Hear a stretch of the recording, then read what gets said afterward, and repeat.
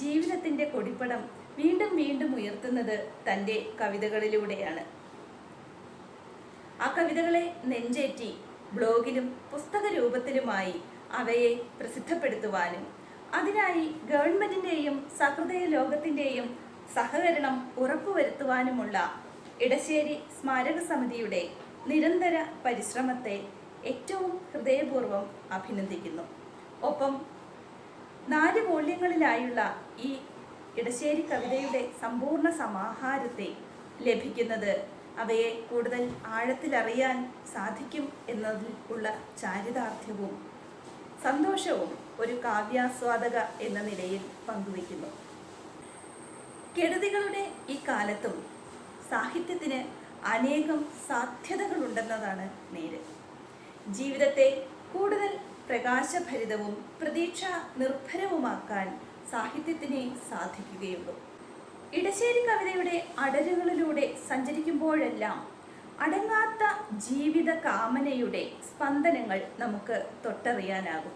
വൈയക്തിക ജീവിത സമസ്യകൾ ആവിഷ്കരിക്കുമ്പോഴും സാമൂഹിക പ്രശ്നങ്ങളിൽ ഇടപെട്ട് കവിത രചിക്കുമ്പോഴും ഇടശ്ശേരി കവിതയുടെ അന്തരിന്ദ്രിയങ്ങളിൽ മുഴങ്ങുന്നത് അടങ്ങാത്ത ജീവിത കാമനയുടെ തുടികൊട്ടലുകളാണ്. കടുത്ത ദാരിദ്ര്യവും അതിജീവന സമരങ്ങളും അനുഭവിച്ച് വളർന്നതിനാലാവാം ഇടയ്ക്ക് കണ്ണീരുപ്പ് പുരട്ടാതെന്തിന് ജീവിത പലഹാരം എന്ന തിരിച്ചറിവിലേക്ക് അദ്ദേഹം വളർന്നത്. എന്നിരിക്കലും ഒരു ജീവിത സന്ധിയിലും തളരാത്ത കരളുറപ്പ് ശക്തിയുടെ കവിയായ ഇടശ്ശേരിക്ക് ഉണ്ട്. അതിനാലാണ് എനിക്ക് രസമീ നിമ്നോന്നതമാം വഴിക്ക് തേരുരുൾ പായിക്കാൻ, ഇതേതിരുൾക്കുഴി മേലുരുളട്ടെ വിടില്ല ഞാനീ രശ്മികളെ എന്ന് അദ്ദേഹം നിർബന്ധം പിടിക്കുന്നത്. മലയാള കവിതയിൽ കാൽപ്പനികതയുടെ വഴിപിരിയലിന് തുടക്കം കുറിച്ചവരിൽ പ്രധാനി ഇടശ്ശേരിയാണെന്ന് കാണാം. 1906 ജനിച്ച അദ്ദേഹം സാമൂഹികവും സാംസ്കാരികവും രാഷ്ട്രീയവുമായ മഹാപരിണാമങ്ങളുടെ ഒരു കാലഘട്ടത്തിലൂടെയാണ് കടന്നു പോകുന്നത്. അവയുടെ എല്ലാം സ്പന്ദനങ്ങൾ ഇടശ്ശേരി കവിതയിൽ നമുക്ക് കൃത്യമായി തൊട്ടറിയുവാനും ആകും. തികച്ചും വൈയക്തികമെന്ന് തോന്നുന്ന കാവ്യങ്ങളിൽ പോലും ഒളിഞ്ഞും തെളിഞ്ഞുമായി അവയുടെ പാടുകൾ നമുക്ക് കാണാം. അധികാരം കൊയ്യണം ആദ്യം നാം, അതിനുമേലാവട്ടെ പൊന്നാര്യൻ എന്ന് പാടിയപ്പോഴും ഇവിടങ്ങളിൽ ചട്ടികലങ്ങൾ എടുത്തെറിയപ്പെടുന്നുണ്ട് ഈ പാരിടത്തിൽ, അവിടങ്ങളെ കൂട്ടി വരയ്ക്കണം പുതിയൊരു രാഷ്ട്രത്തിൻ അതിർവരമ്പുകൾ എന്ന് പാടുമ്പോഴോ ഇത്തറവാടിത്ത ഘോഷണത്തെ പോലെ വൃത്തികെട്ടിട്ടില്ല മറ്റൊന്നും മൂഴിയിൽ എന്ന് പറയുമ്പോഴോ കളിയും ചിരിയും കരച്ചിലുമായി കഴിയും നരനൊരു യന്ത്രമായാൽ അമ്പ പേരാറെ നീ മാറിപ്പോമോ കേവലമാമൊരു അഴുക്കുചാലായി എന്ന് ആശങ്കപ്പെടുമ്പോഴോ ഒക്കെയും തനിക്ക് ചുറ്റുമുള്ള സമൂഹത്തെക്കുറിച്ച് ജാഗരൂകനായ ഒരു കവിയെ നമുക്ക് കാണാനാവും. ഇടശ്ശേരിയുടെ മാതൃത്വ ഇതിഹാസങ്ങളിൽ ഒന്ന് എന്ന് വാഴ്ത്തപ്പെടുന്ന കാവിലെ പാട്ടിലും കൈമോശം വരുന്ന ദ്രാവിഡ സംസ്കൃതിയെ തേരിലേറ്റാനുള്ള ഒരു ജാഗ്രത നമുക്ക് ദർശിക്കാം. തികച്ചും നാടോടിയായ സംസ്കാരത്തെയും വിശ്വാസങ്ങളെയും ഒക്കെ നെഞ്ചേറ്റുന്ന ഒരു നൈർമല്യം പൂതപ്പാട്ടിൽ നമുക്ക് കാണാനാവുന്നുണ്ട്. തനി ഗ്രാമീണമായൊരു കാർഷിക സംസ്കൃതിയും വള്ളുവനാടൻ ചിട്ടയും അദ്ദേഹത്തിൻ്റെ പല കാവ്യങ്ങളിലും കൂട്ടുകൃഷി പോലുള്ള നാടകങ്ങളിലും നമുക്ക് കാണാം. തികച്ചും വൈയക്തികമായ പ്രമേയങ്ങൾ കൈകാര്യം ചെയ്യുമ്പോഴാണ് ഇടശ്ശേരി കവിത കൂടുതൽ ദീപ്തമാകുന്നത്. അവയിലും സാമൂഹികമായ പ്രതിജ്ഞാബദ്ധതയുടെ ദാർശനിക ദീപ്തിയുടെ സ്ഫുലിംഗങ്ങൾ നമുക്ക് കാണാം. പള്ളിക്കൂടത്തിലേക്ക് വീണ്ടും എന്ന കവിത ഉദാഹരണമായിട്ടെടുക്കാം. പോയി നാം ഇത്തിരി വ്യാകരണം വായിലാക്കിയിട്ട് വരുന്നു മന്ദം, നാവിൽ നിന്ന് അപ്പോഴേ പോയി കഴിഞ്ഞു നാനാ ജഗന്മനോരമ്യ ഭാഷ. കോമൽക്കുരുന്നിനെ ആദ്യമായി പള്ളിക്കൂടത്തിലേക്ക് ഒരുക്കി അയക്കുന്ന രക്ഷിതാക്കളുടെ കൗതുകത്തോടൊപ്പം ചുറ്റുമുള്ള വ്യത്യസ്തതകളെ ഉൾക്കൊള്ളാനാവുന്ന വ്യക്തിത്വങ്ങളെ വാർത്തെടുക്കുന്നതാവണം വിദ്യാഭ്യാസത്തിന്റെ ലക്ഷ്യം എന്ന ഉദാത്തമായ ചിന്തയുടെ സ്ഫുരണം കൂടി കുടഞ്ഞിട്ട് പോവുകയാണ് ഇവിടെ. ഇടശ്ശേരി ചെയ്യുന്നത്. അങ്ങേ വീട്ടിലേക്ക് വിവാഹ സമ്മാനം, കല്യാണപ്പുടവ, പെങ്ങൾ, ഇവയെല്ലാം തന്നെ തികച്ചും വൈയക്തികമെന്ന് തോന്നുമെങ്കിലും സാമൂഹികമായ വിവിധ അടരുകളിലേക്ക് നമ്മെ നയിക്കുന്ന കവിതകളാണ്. ഇവയിലെല്ലാം ആന്തരശ്രുതിയായി മുഴങ്ങുന്നത് അടങ്ങാത്ത ജീവിത കാമനകളാണ്.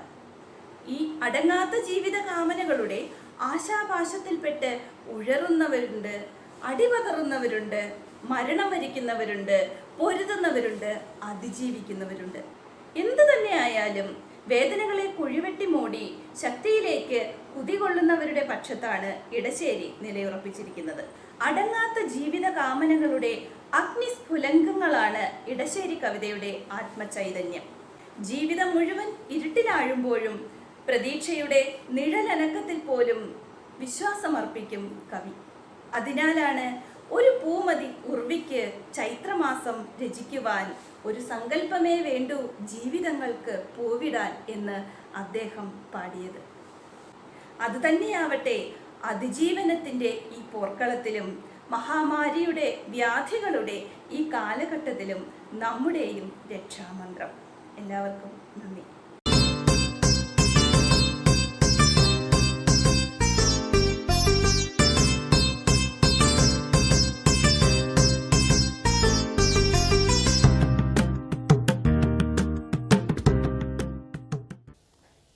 പ്രിയമുള്ളവരെ, ഇടശ്ശേരി സ്മാരക സമിതിയുടെ ഈ സന്ദർഭത്തിൽ നടത്തുന്ന പരിപാടിയിലേക്ക് എന്നെ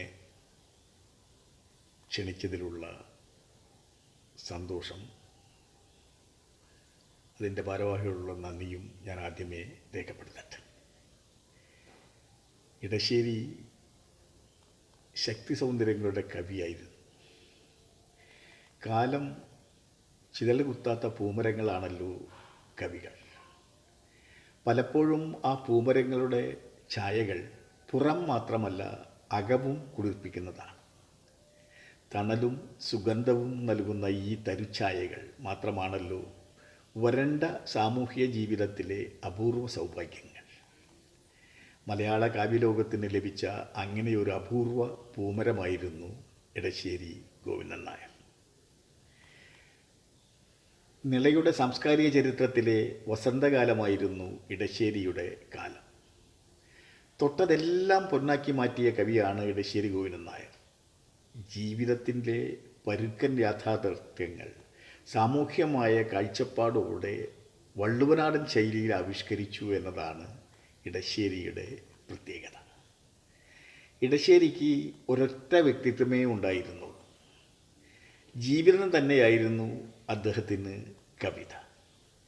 കവിതകളിലൂടെ അനുവാചകർക്ക് തൂക്കിക്കൊടുക്കുന്ന വെളിച്ചമെന്തോ അത് തന്നെ സ്വന്തം ജീവിതത്തിലും വെളിച്ചമായി സ്വീകരിക്കുകയെന്ന ഋജുവായ അർത്ഥത്തിൽ തികഞ്ഞ ആത്മാർത്ഥതയുള്ള കവിയായിരുന്നു ഇടശ്ശേരി.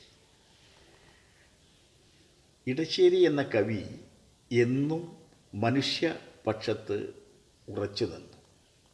മനുഷ്യനേക്കാൾ വലുതായിട്ട് ഒന്നുമില്ലെന്നും മനുഷ്യഹൃദയങ്ങളിൽ നിറഞ്ഞു നിൽക്കുന്ന സ്നേഹം പോലെ ശ്രേഷ്ഠമായി മറ്റൊരു വികാരമില്ലെന്നും അദ്ദേഹം കവിതകളിലൂടെ പറഞ്ഞു. സ്നേഹസാന്ത്വനങ്ങളുടെയും നന്മയുടെയും തുലനത്തുകാരനായിട്ടാണ് ഇടശ്ശേരി അറിയപ്പെട്ടത്. ഗ്രാമീണ കർഷകരുടെ ജീവിതതാളം തൻ്റെ കവിതയുടെ ഹൃദയതാളമാക്കാൻ അദ്ദേഹം നിരന്തരം ശ്രമിച്ചുകൊണ്ടിരിക്കുന്നത് നാം കണ്ടു. ഭൂതവർത്തമാന ഭവിഷ്കാലങ്ങളെ ഹ്രസ്വമായ ഒരായുസ്സിൽ സമന്വയിപ്പിക്കുക എന്ന അത്യന്തം വിരളമായ പ്രക്രിയ മലയാള കവിതയിൽ സാധിച്ചെടുത്ത കവിയാണ് ഇടശ്ശേരി ഗോവിന്ദൻ നായർ. സ്നേഹം, രൗദ്രം, രോഷം, ക്രോധം ഇവയുടെ എല്ലാം സമന്വയമായ ഊർധ്വമുഖമാണ് അദ്ദേഹത്തിൻ്റെ കാവ്യസാകല്യവും കാവ്യ സാഫല്യവും. സമൂഹ നരജീവിതത്തിലുള്ള വിശാല സമൂഹതലത്തിൽ ഗാർഹ്യതലത്തിലും തുല്യ തൽപരനായിരുന്നു അദ്ദേഹം. ഇടശ്ശേരി കവിതകളുടെ അന്തരീക്ഷത്തിൽ മുറ്റി നിൽക്കുന്ന കോടക്കാർ പോലെ ദുഃഖത്തിൻ്റെ ഒരു മൂടൽ മഞ്ഞ് കാണാം. ഇടയ്ക്ക് കണ്ണീരുപ്പു പുരട്ടാതെന്തിനു ജീവിത പലഹാരം എന്നത് സ്വാനുഭവങ്ങളിൽ നിന്ന് ഉരുക്കൊണ്ട ഒരു തത്വവിചാരമായിരുന്നു. എനിക്കു രസമീ നിമ്നോന്നതമാം വഴിക്കു തേരുരുൾ പായിക്കൽ, ഇതേതിരുൾക്കുഴിമേലുരുളട്ടെ വിടില്ല ഞാനീ രശ്മികളെ എന്നത് കവിയുടെ വിശ്വാസദാർഢ്യത്തിൻ്റെ വിജയവൈജയന്തിയായി നമുക്ക് കാണാൻ വേണ്ടി കഴിയും. മനുഷ്യനന്മയ്ക്കുതകുന്ന ഏതാശയവും ഇടശ്ശേരിക്ക് സ്വീകാര്യമായിരുന്നു. വെളിച്ചം തൂകുന്നിടത്തോളം പൂജാർഹം തന്നൊരാശയം,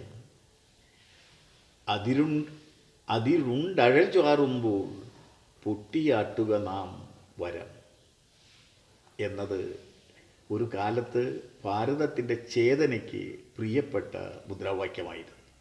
അതുതന്നെയാണ് ഇടശ്ശേരി സ്വീകരിച്ച സ്വന്തം കവിതയുടെ മുദ്രാവാക്യം.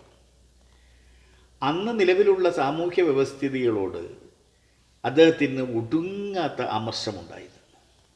ദുഷിച്ച ഈ വ്യവസ്ഥിതി ഉടച്ചു വാർക്കണം, അത് ഉടനടി തന്നെ വേണം താനും എന്ന കാര്യത്തിൽ ഒരു നീക്കുപോക്കുമില്ലാത്ത വീക്ഷണമായിരുന്നു അദ്ദേഹത്തിൻ്റേത്. വർത്തമാന വ്യവസ്ഥിതിയുടെ ചീഞ്ഞുനാറ്റം ആത്മാവിൻ്റെ നാസയിലൂടെ തുളച്ചു കയറുമ്പോൾ ഒന്നും ആലോചിക്കാൻ മെനക്കെടാതെ ഇപ്പോൾ തന്നെ വേണം ശസ്ത്രക്രിയ എന്ന് ഇടശ്ശേരി ഉറക്കെ പ്രഖ്യാപിച്ചു. എന്തു വന്നാലും വേണ്ടില്ല, എത്ര വേദനാജനകമായാലും വേണ്ടില്ല, ചീഞ്ഞു നാറുന്ന അർബുദത്തെ നീക്കം ചെയ്യാൻ ശസ്ത്രക്രിയയോ ചുട്ടരിക്കലോ അനിവാര്യമാണ് എന്ന നിലപാടുകളുടെ പ്രഖ്യാപനങ്ങളാണ് പുത്തൻകലവും അരിവാളും, എങ്ങനെ നേടി, കുടിയിറക്കൽ, പണിമുടക്കം, നമ്മളുടെ അമ്മ, ബുദ്ധനും നരിയും ഞാനും, ഋഷിയുടെ തേനു, മുള്ളൻ ചീര, പൊട്ടിപ്പുറത്ത്, കാറ്റും വെളിച്ചവും, വർണ്ണക്കുപ്പായം, ബിംബസാരൻ്റെ ഇടയൻ, ശിരോലിഖിതം, ദക്ഷയാഗം എന്നീ കവിതകൾ. മേലാളരുടെയോ സംശയാലുക്കളുടെയോ ചേരിയിലല്ല, മറിച്ച് മർദ്ദിതരുടെ ചേരിയിൽ തന്നെയാണ് താനെന്ന് നിസ്സംശയമായി ഇടശ്ശേരി ഈ കവിതകളിൽ വ്യക്തമാക്കുന്നുണ്ട്. ഇതിലെ വരികളിൽ മുഴുവൻ അദ്ദേഹം അത് വിളിച്ചു പറയുന്നുമുണ്ട്. ഇടശ്ശേരിക്ക് തൻ്റെ സംശയങ്ങളുടെ തല കൊയ്യാനുള്ള അരിവാളാണ് മർദ്ദിതനോടുള്ള ആർദ്രത എന്ന് അദ്ദേഹം അത് അങ്ങനെ ഉപകാരപ്പെടുത്തുന്നത് നമ്മൾ അദ്ദേഹത്തിൻ്റെ രചനയിലൂടെ കണ്ടുകൊണ്ടിരിക്കുന്നുണ്ട്. പുത്തൻകലവും അരിവാളും എന്ന കവിതയിലെ കോമൻ പുതിയൊരു ശക്തിയോടെ ഉയർത്തെഴുന്നേറ്റുകൊണ്ട് അധികാരത്തിന്മേലിട്ട് പുതുക്കാതെ കൊയ്ത്തിൻ ഉതകാത്തരിവാളുകൾ ദയനീയം എന്ന വസ്തുതയുടെ മർമ്മം കണ്ടെത്തുന്നുണ്ട്. കർഷകർ വിളയിച്ച കണ്ടത്തിൽ കയ്യേറിയത് നിയമമാണ്. ആ നിയമത്തിനെയാണ് പുതുക്കേണ്ടത്. നിയമം മാറ്റി എഴുതാൻ അധികാരം കൊയ്തെടുക്കണം. ആയതിനാലാണ് അവൻ പുതിയ മന്ത്രം ഗർജിച്ചത്, അധികാരം കൊയ്യണമാദ്യം, അതിനുമേലാകട്ടെ പൊന്നാര്യൻ. തീഷ്ണരൂക്ഷമായ വികാര കൊടുങ്കാറ്റഴിച്ചുവിടുന്ന പണിമുടക്കമെന്ന കവിതയിൽ കുഴിവെട്ടി മൂടുക വേദനകൾ, കുതികൊള്ളുക ശക്തിയിലേക്ക് നമ്മൾ എന്ന മുദ്രാവാക്യമാണ് അദ്ദേഹം അഴിച്ചുവിടുന്നത്. സാമൂഹിക വിപ്ലവ പ്രസ്ഥാനങ്ങളുടെ വളർച്ചയ്ക്കും വിജയത്തിനും പൂർവരംഗങ്ങളിലായി അഹംബുദ്ധിയുടെയും മമത്വങ്ങളുടെയും രൂക്ഷമായ ബലികളും ഹോമങ്ങളും ഒട്ടേറെ സംഭവിക്കേണ്ടതുണ്ട് എന്ന തിക്തപരുഷ സത്യമാണ് ഇടശ്ശേരി ഈ കവിതയിലൂടെ ധ്വനിപ്പിക്കുന്നത്. അരിയില്ല തരിയില്ല ദുരിതമാണെന്നാലും നരി തിന്നാൽ നന്നോ മനുഷ്യന്മാരെ എന്നാരംഭിക്കുന്ന ബുദ്ധനും നരിയും ഞാനും എന്ന കവിത നരനെ തിന്നുന്ന നരികളാണ് മർദ്ദകരെന്നും അവരെ സംഹരിക്കാൻ ഏതു മാർഗവുമാകാമെന്നും അടിവരയിട്ട് ആണയിടുന്നുണ്ട്. ഇടശ്ശേരിയുടെ ധർമ്മപക്ഷപാതത്തിൻ്റെ സ്വഭാവം എന്താണെന്ന് സംശയാതീതമായി വ്യക്തമാക്കുന്ന വരികളാണ് പൊട്ടിപ്പുറത്ത് എന്ന കവിതയിലെ ഈ വരികൾ: വിഷമുള്ളതിനെ കൊന്നുമില്ലാത്തതും വിഴുങ്ങിയും ജീവിപ്പൂ ജീവിതങ്ങൾക്കെന്താശ്വസിക്കാം പരസ്പരം. കാലികമായ വിശാല സാമൂഹിക തലം, ഗാർഹിക തലം, കാലനിരപേക്ഷമായ മാനസബന്ധങ്ങളുടെ തലം എന്നിവ വെളിപ്പെടുത്തുന്ന ഇടങ്ങളിലാണ് ഇടശ്ശേരി കവിയുടെ സാക്ഷാത്തായ സത്ത കുടിപാർക്കുന്നത്. പ്രമേയങ്ങളുടെ ഭാവസത്ത, അവരെ കൈകാര്യം ചെയ്യുമ്പോഴുള്ള ക്രൂരമായ നിസ്സംഗത, അതിനനുഗുണമായ പരുക്കൻ ഭാഷ, ആശയാവതരണത്തിലുള്ള നാടകീയത, കാവ്യശൈലികളിലെ പുതുപരിഷ്കാര മുന്നേറ്റങ്ങളിൽ നിന്നൊഴിഞ്ഞുമാറി പോകാനുള്ള താൽപ്പര്യം എന്നിവയാണ് ഈ കവിതകളിൽ ദർശിക്കുന്നത്. നിരവധി ദൃശ്യങ്ങളും ബിംബങ്ങളും അദ്ദേഹം അവതരിപ്പിക്കുന്നുണ്ട്. റോഡരികിൽ പൊളിഞ്ഞു കിടക്കുന്ന നാഥനില്ലാത്ത കാളവണ്ടിയും ചീഞ്ഞു നാറുന്ന ചകിരിക്കുഴികളും ചകിരിത്തുമ്പിന് സ്വർണ്ണശകലാകയുടെ ഭംഗിയുളവാക്കുന്നത് വരെയെങ്കിലും ചകിരിയോടൊപ്പം ചീഞ്ഞു നാറുന്നവരായ പാവപ്പെട്ട ജനവർഗവും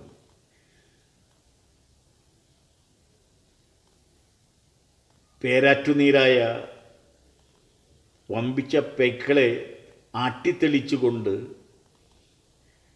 കിഴക്കൻ മല കടന്നെത്തുന്ന കറുത്ത ചെട്ടിച്ചികളും അവരോടൊപ്പം എത്തുന്ന കുപ്പിവളകളും ചാന്തുസിന്ദൂരവും ചീർപ്പും കണ്ണാടിയും മട്ടിപ്പശയും വിൽക്കുന്ന മങ്കമാരും ഒരു തോണി പോലും വിലങ്ങാതെ ഗരുഡനും മേലെ പറക്കാതെ തടം കുത്തിപ്പാഞ്ഞിരുന്ന പുഴയെ നാട്ടെന്നൊഴിക്കുന്ന പാലവും തുടികൊട്ടും ഓട്ടുചിലമ്പിൻ കലമ്പലുമായി വരുന്ന ഭൂതവും ആണ്ടുതോറും പുറത്തു പോകുന്ന പൊട്ടിയും അകത്തു വരുന്ന ശീവോതിയും പാലക്കാടൻ ചുരത്തിൻ്റെ ചുമരുകളിൽ ഒലികൊള്ളുന്ന ചിഹ്നം വിളികളും കാവിലപ്പാട്ടും എന്നിവ അവയിലെ ചിലത് മാത്രമാണ്. കണ്ണടച്ചിരുന്നെന്നും ജപിച്ചു കൊള്ളട്ടെഹ, വിണ്ണു വേണ്ടവരെല്ലാം വിണ്ണിലേക്കെത്തും വരെ, എന്തുര ചിരഞ്ജീവിയാകുവാനല്ലോ കനിഞ്ഞെങ്കിൽ ചേർത്താലും ഗുരു സേവനമന്താക്ഷരമെന്നും. ഇത്തറവാടിത്ത ഘോഷണത്തെപ്പോലെ വൃത്തികെട്ടിട്ടില്ല മറ്റൊന്നു മൊഴിയിലെന്നും അദ്ദേഹം പരിതപിക്കുന്നുണ്ട്. ഗ്രാമങ്ങളുടെ ഹൃദയസ്പന്ദനങ്ങൾ മറ്റാരേക്കാളും മനസ്സിലാക്കിയ സാഹിത്യകാരനായിരുന്നു ഇടശ്ശേരി. വയലായിരുന്നു ഗ്രാമീണന് ദൈവം അനുവദിച്ചു കൊടുത്ത ജീവിതം. പടച്ചോനെ, അവിടുത്തെ ഉഭയമാണിത് എന്ന അർത്ഥത്തിൽ തൻ്റെ കൃഷിസ്ഥലത്തെപ്പറ്റി ഇടശ്ശേരിയുടെ കൂട്ടുകൃഷിയിലെ അബൂബക്കർ എന്ന കഥാപാത്രം പറഞ്ഞപ്പോൾ അദ്ദേഹം ഗ്രാമത്തിൻ്റെ ചിന്തയെ പ്രതിഫലിപ്പിക്കുകയായിരുന്നു. കാൽപ്പനിക സങ്കല്പങ്ങളുടെ മായികതയും പച്ചയായ ജീവിതം അനാവരണം ചെയ്യുന്ന റിയലിസത്തിൻ്റെ കാർക്കശ്യവും രണ്ട് ധ്രുവങ്ങളായി അകന്നു നിന്ന ഘട്ടത്തിലാണ് ഇടശ്ശേരി കാവ്യരചനയിൽ പുതുവഴികൾ തേടിയത്. ജീവിതത്തെ ഗൗരവത്തോടെ സമീപിക്കുകയും സിരകളിൽ ശക്തിയും മനസ്സിൽ ആത്മവിശ്വാസവും വളർത്തുന്ന കാവ്യങ്ങൾ രചിച്ചുകൊണ്ട് ഇടശ്ശേരി ഒരു പുതിയ പാരമ്പര്യത്തിന് തുടക്കം കുറിച്ചു. ആത്മാവിൻ്റെ വെളിപാടുകളും അനുഭവങ്ങളുടെ തീച്ചോളയിൽ സ്ഫുടം ചെയ്തെടുത്ത വിശ്വാസ പ്രമാണങ്ങളുമായി സമകാലിക ജീവിതത്തോട് കലഹിക്കുകയും പുതിയ സമവാക്യങ്ങൾ രചിക്കുകയും ചെയ്ത ആ മഹാനായ എഴുത്തുകാരൻ്റെ ധന്യമായ സ്മരണയ്ക്ക് മുൻപിൽ തലകുനിച്ചുകൊണ്ട് ഞാൻ അവസാനിപ്പിക്കട്ടെ. നിങ്ങൾക്കേവർക്കും നന്ദി രേഖപ്പെടുത്തുന്നു.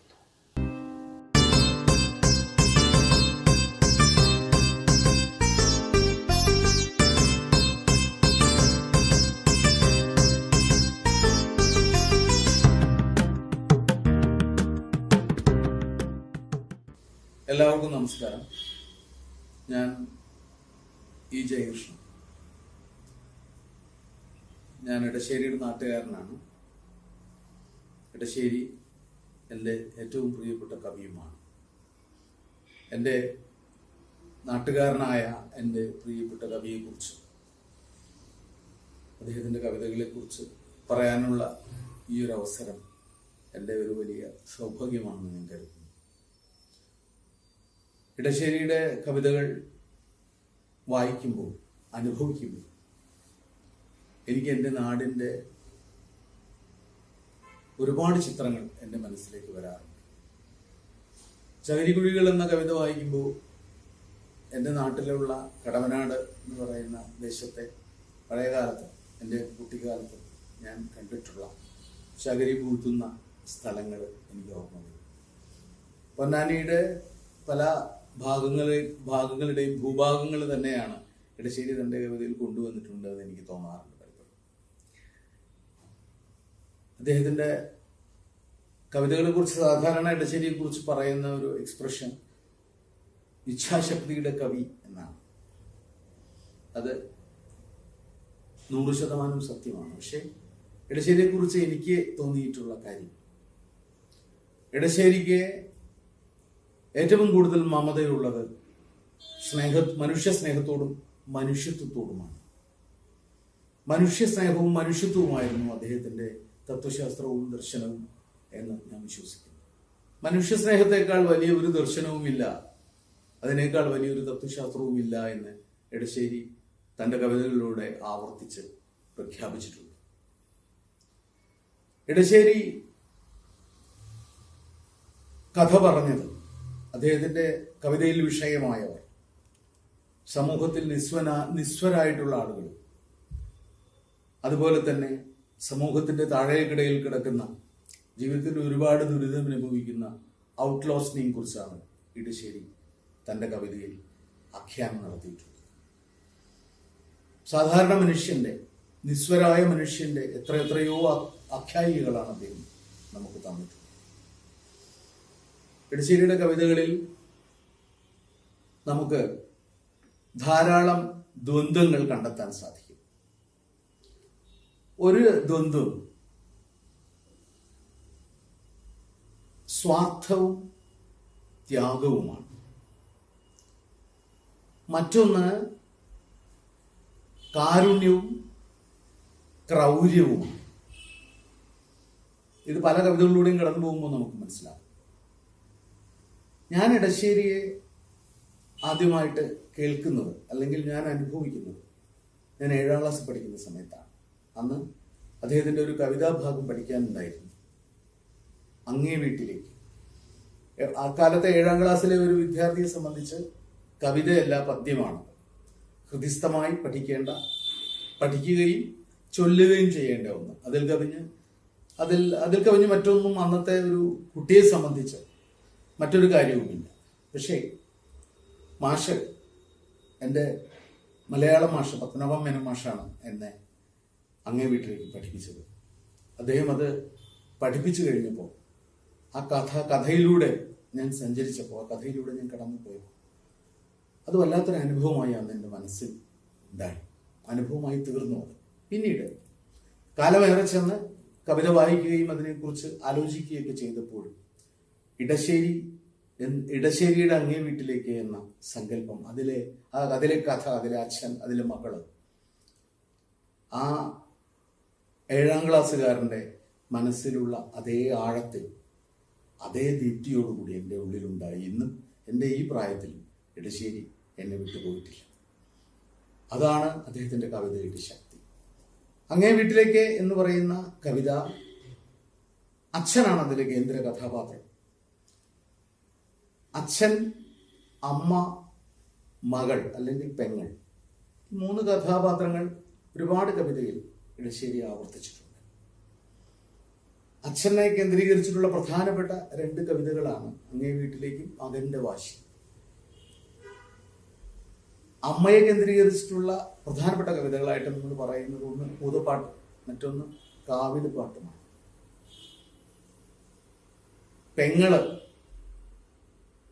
പെങ്ങളെ കേന്ദ്രീകരിച്ച വിവാഹ സമ്മാനം, പെങ്ങൾ എന്ന കവിത, അങ്ങനെ കുറച്ച് കവിതകളുണ്ട്. ഇടശ്ശേരിയുടെ പെങ്ങൾ സങ്കല്പം മാതാവിന് തുല്യമാണ്. പെങ്ങൾ എന്നത് മാതാവ് തന്നെയാണ്. ഒരു മാതാവിൻ്റെ ധർമ്മങ്ങൾ, ഒരു മാതാവിൻ്റെ സ്നേഹവായ്പമാണ് പെങ്ങൾ ഇടശ്ശേരിയുടെ കവിതയിലെ പെങ്ങൾ നൽകുന്നത്. ഉദാഹരണത്തിന് നമുക്ക് വിവാഹ സമ്മാനം എന്ന കവിത എടുക്കാം. വിവാഹ സമ്മാനം എന്ന കവിതയിലെ പെങ്ങള്, ചേച്ചി തൻ്റെ അനിയത്തിക്ക് വേണ്ടി സ്വന്തം പ്രണയവും തൻ്റെ ജീവിതത്തിലെ എല്ലാ അഭിലാഷങ്ങളും അവൾക്കായി ത്യാഗം ചെയ്യുകയാണ് ചെയ്യുന്നത്. ത്യാഗം ചെയ്യുകയും ആ ത്യാഗത്തിൻ്റെ ഒടുവിൽ അവൾക്ക് തൻ്റെ അനിയത്തിക്ക് വേണ്ടി സ്വന്തം ജീവിതം ബലി കൊടുക്കേണ്ടി വരികയാണ്. അവൾക്ക് ലോകത്തിലാകെയുള്ള ഒരു ആശ്രയം അല്ലെങ്കിൽ അവളുടെ സന്തോഷം എന്ന് പറയുന്നത് അവളുടെ കുഞ്ഞനിയൻ മാത്രമാണ്. ആ അനിയനെ അമ്പൽക്കുളത്തിന്റെ കരക്കിലിരുത്തിയിട്ട് അവന്റെ പുഞ്ചിരിക്കുന്ന മുഖം കണ്ടവൾ വെള്ളത്തിന്റെ ആഴത്തിലേക്ക് പോവുകയാണ്. അവൾ വെള്ളത്തിന്റെ ആഴത്തിലേക്ക് പോയത് തൻ്റെ സഹോദരിക്ക് വിവാഹ സമ്മാനമായി ഒരു അമ്പൽപ്പൂ കൊടുക്കാനാണ്. ആ കവിത ഏതൊരു വായനക്കാരനെയും കണ്ണീരണിയിക്കുമെന്ന കാര്യത്തിൽ യാതൊരു സംശയവുമില്ല. പെങ്ങൾ എന്ന കവിതയില് ഒരു ജീവിതം മുഴുവൻ തൻ്റെ സഹോദരന് വേണ്ടിയിട്ട് അധ്വാനിച്ച് കഷ്ടപ്പെട്ടിട്ടുള്ള പെങ്ങള്, അവളുടെ അധ്വാനം കൊണ്ട് അവൻ പഠിച്ച് വലിയ ആളായി അവൻ വലിയ നിലയിലെത്തിയപ്പോൾ ആ പെങ്ങള് അവന് ഒരു ഭാരമായി തീരുകയും അവന് അപമാനമായി തീരുകയും ചെയ്യുക. അവിടെ വെച്ച് ആ ജീവിതം ആ പെങ്ങൾ ഉപേക്ഷിച്ച് അവൾക്ക് പോരേണ്ടി വരുന്നു. ഇതുപോലെ നമ്മൾ പള്ളിക്കൂടത്തിലേക്ക് വീണ്ടും വായിക്കുമ്പോൾ അനിയനെ അണിയിച്ചൊരുക്കി പള്ളിക്കൂടത്തിലേക്ക് അയക്കാൻ പോകുന്ന ഒരു പെങ്ങളുടെ ചിത്രമുണ്ട്. ഒരു അമ്മ എങ്ങനെയാണോ തൻ്റെ കുഞ്ഞിനെ അണിയിച്ചൊരുക്കുന്നത് അതേപോലെയാണ് പള്ളിക്കൂടത്തിലെ പെങ്ങള് അനിയനെ അണിയിച്ചൊരുക്കുന്നത്. പിന്നീട് നമ്മൾ കാണുന്ന സ്ത്രീ കഥാപാത്രങ്ങളും തത്വശാസ്ത്രം ഉറങ്ങുമ്പോൾ എന്ന് പറയുന്ന കവിതയിലെ അവരൊക്കെ തന്നെ ഒരു മൂത്ത പെങ്ങളുടെ സ്ഥാനം വഹിക്കുന്നവരാണ്. തത്വശാസ്ത്രം ഉറങ്ങുമ്പോൾ എന്ന കവിതയില് ഒരു പെൺകുട്ടി വിവാഹം ഒന്നും ആവാതെ ജീവിതത്തിൽ വളരെ ദുഃഖിച്ചിരിക്കുന്ന, വളരെ കഷ്ടപ്പാടുള്ള, അവളുടെ തുടർച്ചയും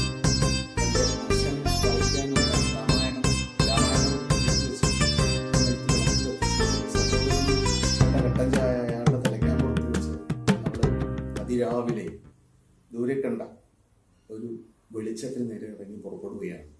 അത് ഒരു ആശ്രയമാണെന്ന് ധരിച്ചാണ് അവൾ പുറത്തേക്ക് ഇറങ്ങുന്നത്. പക്ഷേ അതൊരു ഉറപ്പുള്ള ആശ്രയമായിരുന്നില്ല. അവൾ പടിയിറങ്ങുമ്പോൾ അവളുടെ കാല് വേരിൽ വെച്ച് കുത്തി. ആദ്യമേ തന്നെ ഒരു ശകുനപ്പിഴ അവളുടെ ജീവിതത്തിൽ ഉണ്ടാകുന്നത്. ഇത്തരത്തിലുള്ള വായിക്കുമ്പോൾ നമ്മൾ വല്ലാതെ അതിനകത്തേക്ക് അകപ്പെട്ടു പോകുന്ന പാത്രസൃഷ്ടിയാണ് എടശ്ശേരിയുടെ കവിതയിൽ നമ്മൾ കാണുന്നത്. അദ്ദേഹത്തിൻ്റെ കവിതയുടെ രചനാപരമായിട്ടുള്ള ക്രാഫ്റ്റിനെ കുറിച്ചൊന്നും പറയാൻ ഞാനിവിടെ ആഗ്രഹിക്കുന്നില്ല.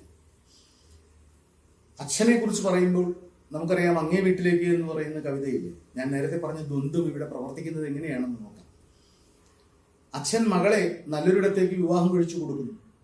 അവളുടെ ക്ഷേമമാണ്, അവളുടെ സന്തോഷമാണ് അച്ഛൻ്റെ സ്വാർത്ഥം എന്ന് പറയുന്നത്. ആ മകളെ കാണാനായിട്ട് അച്ഛൻ അവളുടെ ഭർത്താവിൻ്റെ വീട്ടിലേക്ക്, അവൾ താമസിക്കുന്ന വീട്ടിലേക്ക് ചെല്ലുമ്പോൾ അവിടെ ഒരു സന്ദർഭം എടശ്ശേരി സൃഷ്ടിച്ചിട്ടുണ്ട്. തന്നെ കാണാനായി വരുന്ന അച്ഛനോട് എങ്ങനെയായിരിക്കും തൻ്റെ ഭർത്തൃ വീട്ടുകാർ പെരുമാറുക എന്നുള്ള വല്ലാത്തൊരു സന്നിഗ്ധതയിൽ അവർ എത്തുന്നുണ്ട്. അച്ഛൻ അവിടെ ചെന്ന ഉടനെ അവരുടെ ഭർത്താവ് പറയുകയാണ്, ഒരു വൃദ്ധൻ വന്നിട്ടുണ്ട്, അദ്ദേഹത്തിന് വടക്കുംപുറത്ത് എന്തെങ്കിലും കൊടുക്കുമെന്നാണ്. അവിടെ മകൾ അനുഭവിക്കുന്ന ഒരു സംഘർഷം.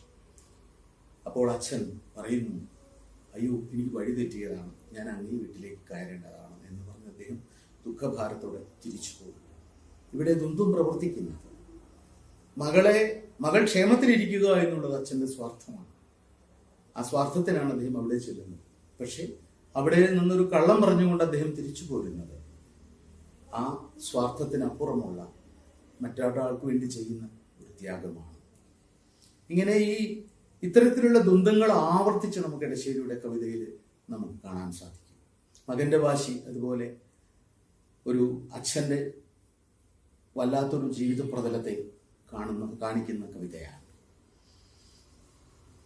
അമ്മ എന്ന സങ്കല്പത്തെ കുറിച്ച് പറയുമ്പോൾ നമ്മൾ ധാരാളം കേട്ടിട്ടുണ്ട്. തന്നെ വിറ്റ് കിട്ടിയ കാശ് തൻ്റെ കൊന്തലുകൾ തന്നെ കെട്ടിയിട്ട്, തൻ്റെ ആവശ്യത്തിനായിട്ട് തൻ്റെ കൊന്തലുകൾ കെട്ടി പറഞ്ഞയച്ച,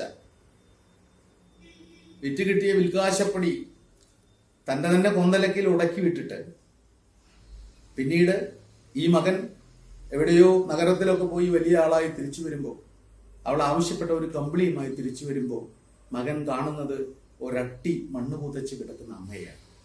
ഇത്തരത്തിലുള്ള അമ്മമാർ മലയാള കവിതയിൽ അപൂർവമായിട്ടേ ഉള്ളൂ എന്ന് ഞാൻ വിശ്വസിക്കുന്നു. എന്തിന്?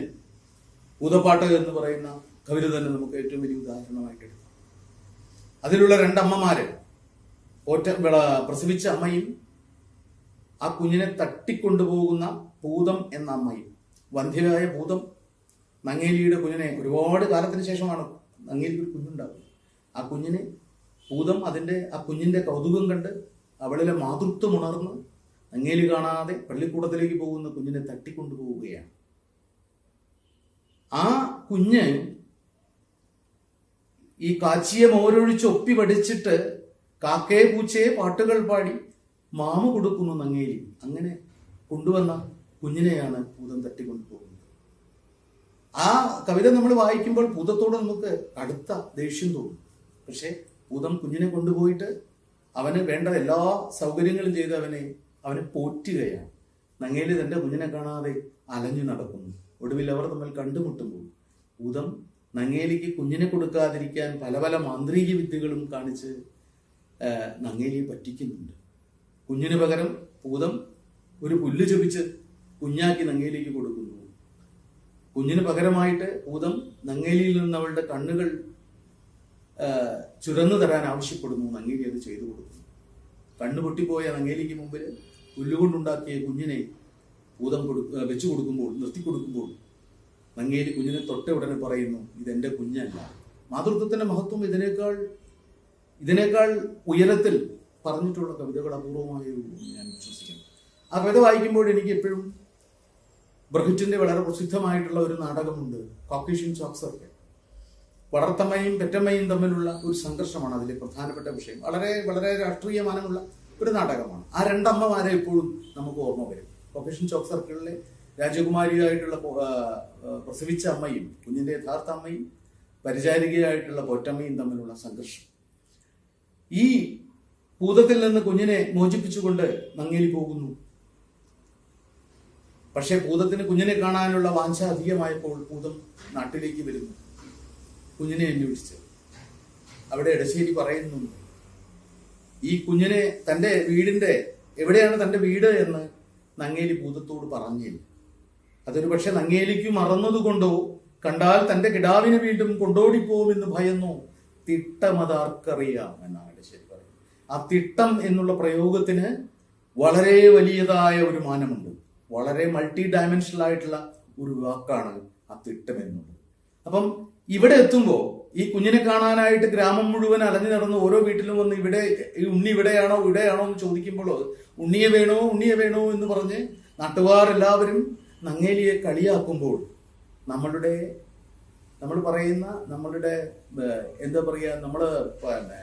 ഈ സാത്മീകരിക്കുന്നു ആ അമ്മയുമായിട്ട്, ഭൂതവുമായിട്ട്. അവിടെ വെച്ച് നങ്ങേലിയിൽ നിന്ന് നമ്മളുടെ ഇഷ്ടം മുഴുവൻ ഭൂതത്തിലേക്ക് പോകുന്നു. ഈ ഒരു ഷിഫ്റ്റ്, ഒരു എമോഷന്റെ ഒരു ഷിഫ്റ്റ് അതിവിദഗ്ധമായിട്ടുള്ള ഒരു ശില്പവിദ്യയിലാണ് ഇടശ്ശേരി നമ്മുടെ മുമ്പിൽ അവതരിപ്പിക്കുന്നത്. ഒരുപക്ഷെ ലോകത്തുണ്ടായിട്ടുള്ള മാതൃത്വത്തെക്കുറിച്ചുള്ള ഏറ്റവും മികച്ച കവിതകളിൽ ഒന്നാണ് ഭൂതപ്പാട്ട് എന്ന് ഞാൻ വിശ്വസിക്കുന്നു. ഞാൻ നേരത്തെ പറഞ്ഞു, അദ്ദേഹം പ്രതിപാദിച്ചിട്ടുള്ള എല്ലാ ആളുകളും ജീവിതത്തിന്റെ താഴേക്കിടയിൽ കിടക്കുന്ന, സമൂഹത്തിന്റെ താഴേത്തട്ടിൽ കിടക്കുന്ന നിസ്സുരായിട്ടുള്ള ആളുകളാണ് എന്ന് ഞാൻ നേരത്തെ പറഞ്ഞു. തങ്ങൾക്ക് ജന്മം കൊണ്ട് കിട്ടിയ തങ്ങളുടെ ആ വളരെ താഴ്ന്ന തട്ടിലുള്ള ജീവിതത്തിൽ തങ്ങൾക്ക് കിട്ടിയ പരാജയപ്പെട്ട ജീവിതത്തിൽ ഒരിക്കലും പരാജയം സമ്മതിച്ചു കൊടുക്കുന്നവരോ അല്ലെങ്കിൽ അതിന് വഴങ്ങി കൊടുക്കുന്നവരോ ആയിരുന്നില്ല ഇടശ്ശേരിയുടെ കഥാപാത്രം. അവര് ഇച്ഛാശക്തി കൊണ്ട് തങ്ങൾ അനുഭവിക്കുന്ന കഠിനമായ ദുരിതത്തെ മറികടക്കാൻ ജീവിതം മുഴുവൻ പ്രയത്നിച്ചവരാണ്. അങ്ങനെ പ്രയത്നിച്ചവരാണ് പണിമുടക്കത്തിലെ അച്ഛനും അമ്മയും. തന്റെ അവസാനത്തെ കുഞ്ഞിനെയും മണ്ണിന് കൊടുക്കാൻ നിൽക്കുന്ന സമയത്ത് ഞാൻ തരില്ല എന്ന് മണ്ണിനോട് പറയുന്ന ഒരു കഥാപാത്രം ഉണ്ടായിരുന്നു. അങ്ങനെ ഇച്ഛാശക്തി വളരെ അധികമുള്ള ഇച്ഛാശക്തിയുടെ പ്രതീകങ്ങളായിട്ടുള്ള കഥാപാത്രങ്ങളെയാണ് ഇടശ്ശേരി നമുക്ക് മുമ്പിൽ തന്നിട്ടുള്ളത്. വളരെ താഴെക്കിടയിൽ കിടക്കുന്ന ആളുകളെന്ന് ഞാൻ പറഞ്ഞതാണ് ലൂത്ത് കാരി പാറുവിന്റെ കഥ. മത്സ്യവില്പനക്കാരനായിട്ടുള്ള കുഞ്ഞൂസ്, അങ്ങനെ സമൂഹത്തിന്റെ ഔട്ട്ലോസ്റ്റ് എന്ന് വിളിക്കാവുന്ന ആളുകളുടെ ഒരു വലിയ നിരയാണ് എടശ്ശേരി തന്റെ കവിതയിലൂടെ കൊണ്ടുവരുന്നത്, നമുക്ക് കാണിച്ചു തരുന്നത്. ക്രൗര്യം കാരുണ്യം എന്ന ഒരു ദ്വന്ദ്വത്തെക്കുറിച്ച് ഞാൻ നേരത്തെ പറഞ്ഞു. അതിന് ഏറ്റവും നല്ല ഉദാഹരണമായിട്ടുള്ള കവിതയാണ് ബിംബിസാറിൻ്റെ. പക്ഷേ അതല്ല ഞാനിവിടെ പറയാൻ ഉദ്ദേശിക്കുന്നത്. ഇവിടെ അദ്ദേഹത്തിന്റെ വളരെ പ്രസിദ്ധമായിട്ടുള്ള കവിതയാണത്. ആ കവിത തുടങ്ങുന്നത് തന്നെ അരിയില്ല തിരിയില്ല ദുരിതമാണെന്നാലും നരി തിന്നാൽ നിന്നോ മനുഷ്യന്മാരെ എന്നാണ് ചോദിക്കുന്നത്. ആ നരി തിന്നാൽ നന്നോ എന്ന് ചോദിക്കുന്നിടത്തുള്ള മനുഷ്യന്റെ ഒരു ഇച്ഛാശക്തിയുടെ ഒരു അടയാളമാണ് ആ വാക്ക്. അതിനകത്തൊരു വല്ലാത്ത പരിഹാസമുണ്ട്. ബുദ്ധനും നരിയും ഞാൻ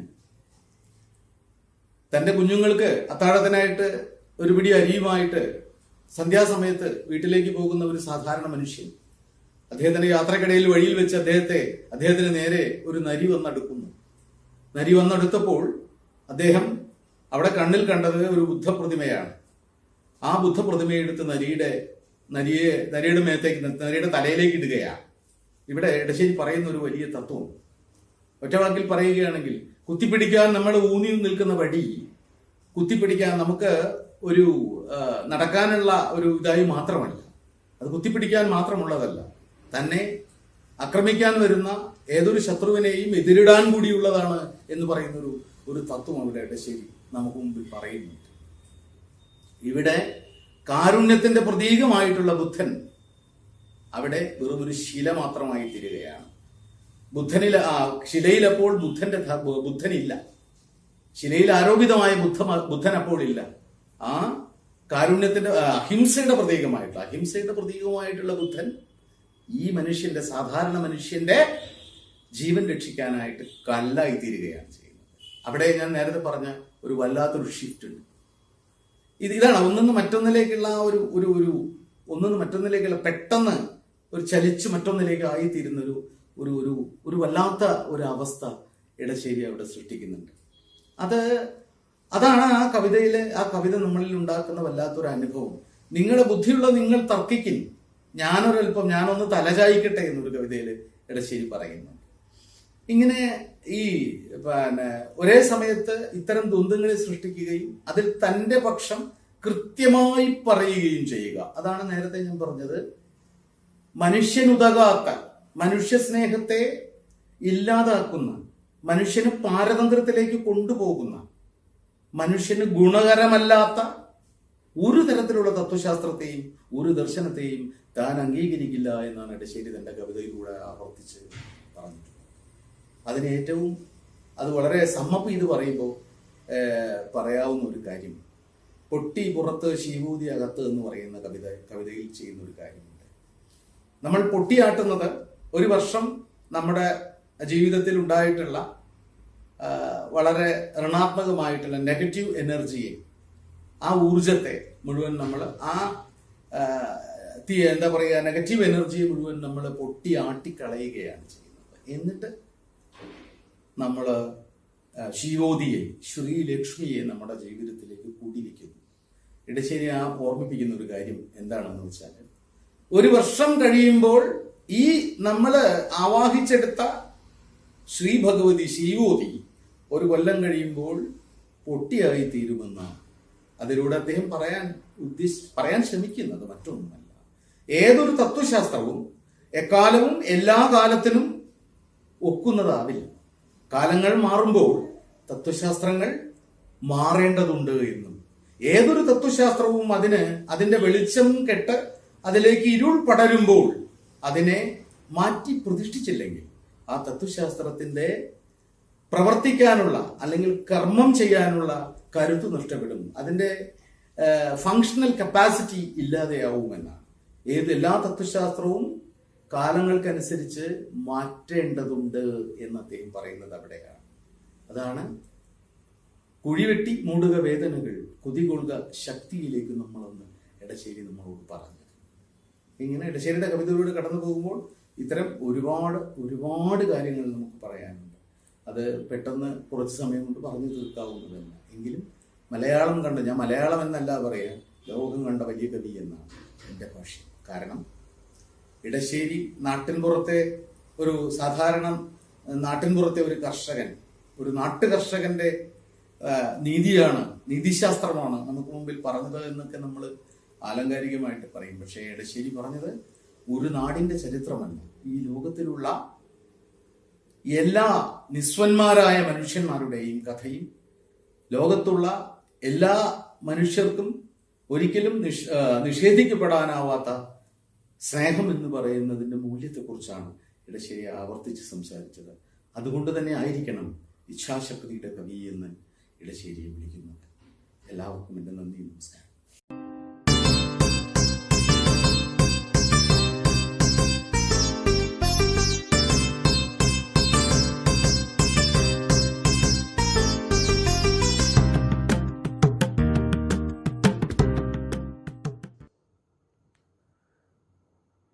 ജീവിതത്തിൽ ഒരിക്കലും കണ്ടിട്ടില്ലാത്ത ഒരാളെപ്പറ്റി എന്ത് വ്യക്തിസ്മരണകൾ ഉണ്ടാവാനാണ്. ഇടശ്ശേരിയെപ്പറ്റി സംസാരിക്കണമെന്ന് പറഞ്ഞപ്പോൾ മുതൽ എൻ്റെ സംശയം അതാണ്. 1972 9ാം ക്ലാസ് പാസ്സായി 10ാം ക്ലാസ്സിലേക്ക് കയറിയപ്പോൾ അച്ഛനോട് പറഞ്ഞ ഒരേ ഒരു കാര്യം, 10ാം ക്ലാസ് കഴിഞ്ഞാൽ കുട്ടികൃഷ്ണമാരാരെ കാണാൻ കൊണ്ടുപോകണം എന്നായിരുന്നു. മാർച്ച് അവസാനവും മറ്റോ ആണ് SLC പരീക്ഷ കഴിഞ്ഞത്. ഏപ്രിൽ 7-ാം തീയതി മാരാർ മരിച്ചു. 10ാം ക്ലാസ് പാസ്സായി പ്രീഡിഗ്രിക്ക് ജോയിൻ ചെയ്തപ്പോൾ അച്ഛനോട് പറഞ്ഞത് പ്രീഡിഗ്രി കഴിഞ്ഞാൽ പൊന്നാനിക്ക് കൊണ്ടുപോകണം എന്നായിരുന്നു, ഇടശ്ശേരി ഗവർണറെ കാണാനായിട്ട്. 2ാം വർഷ പ്രീഡിഗ്രിയുടെ സമയത്ത് ഒക്ടോബർ മാസത്തിൽ അദ്ദേഹം മരിച്ചുപോയി.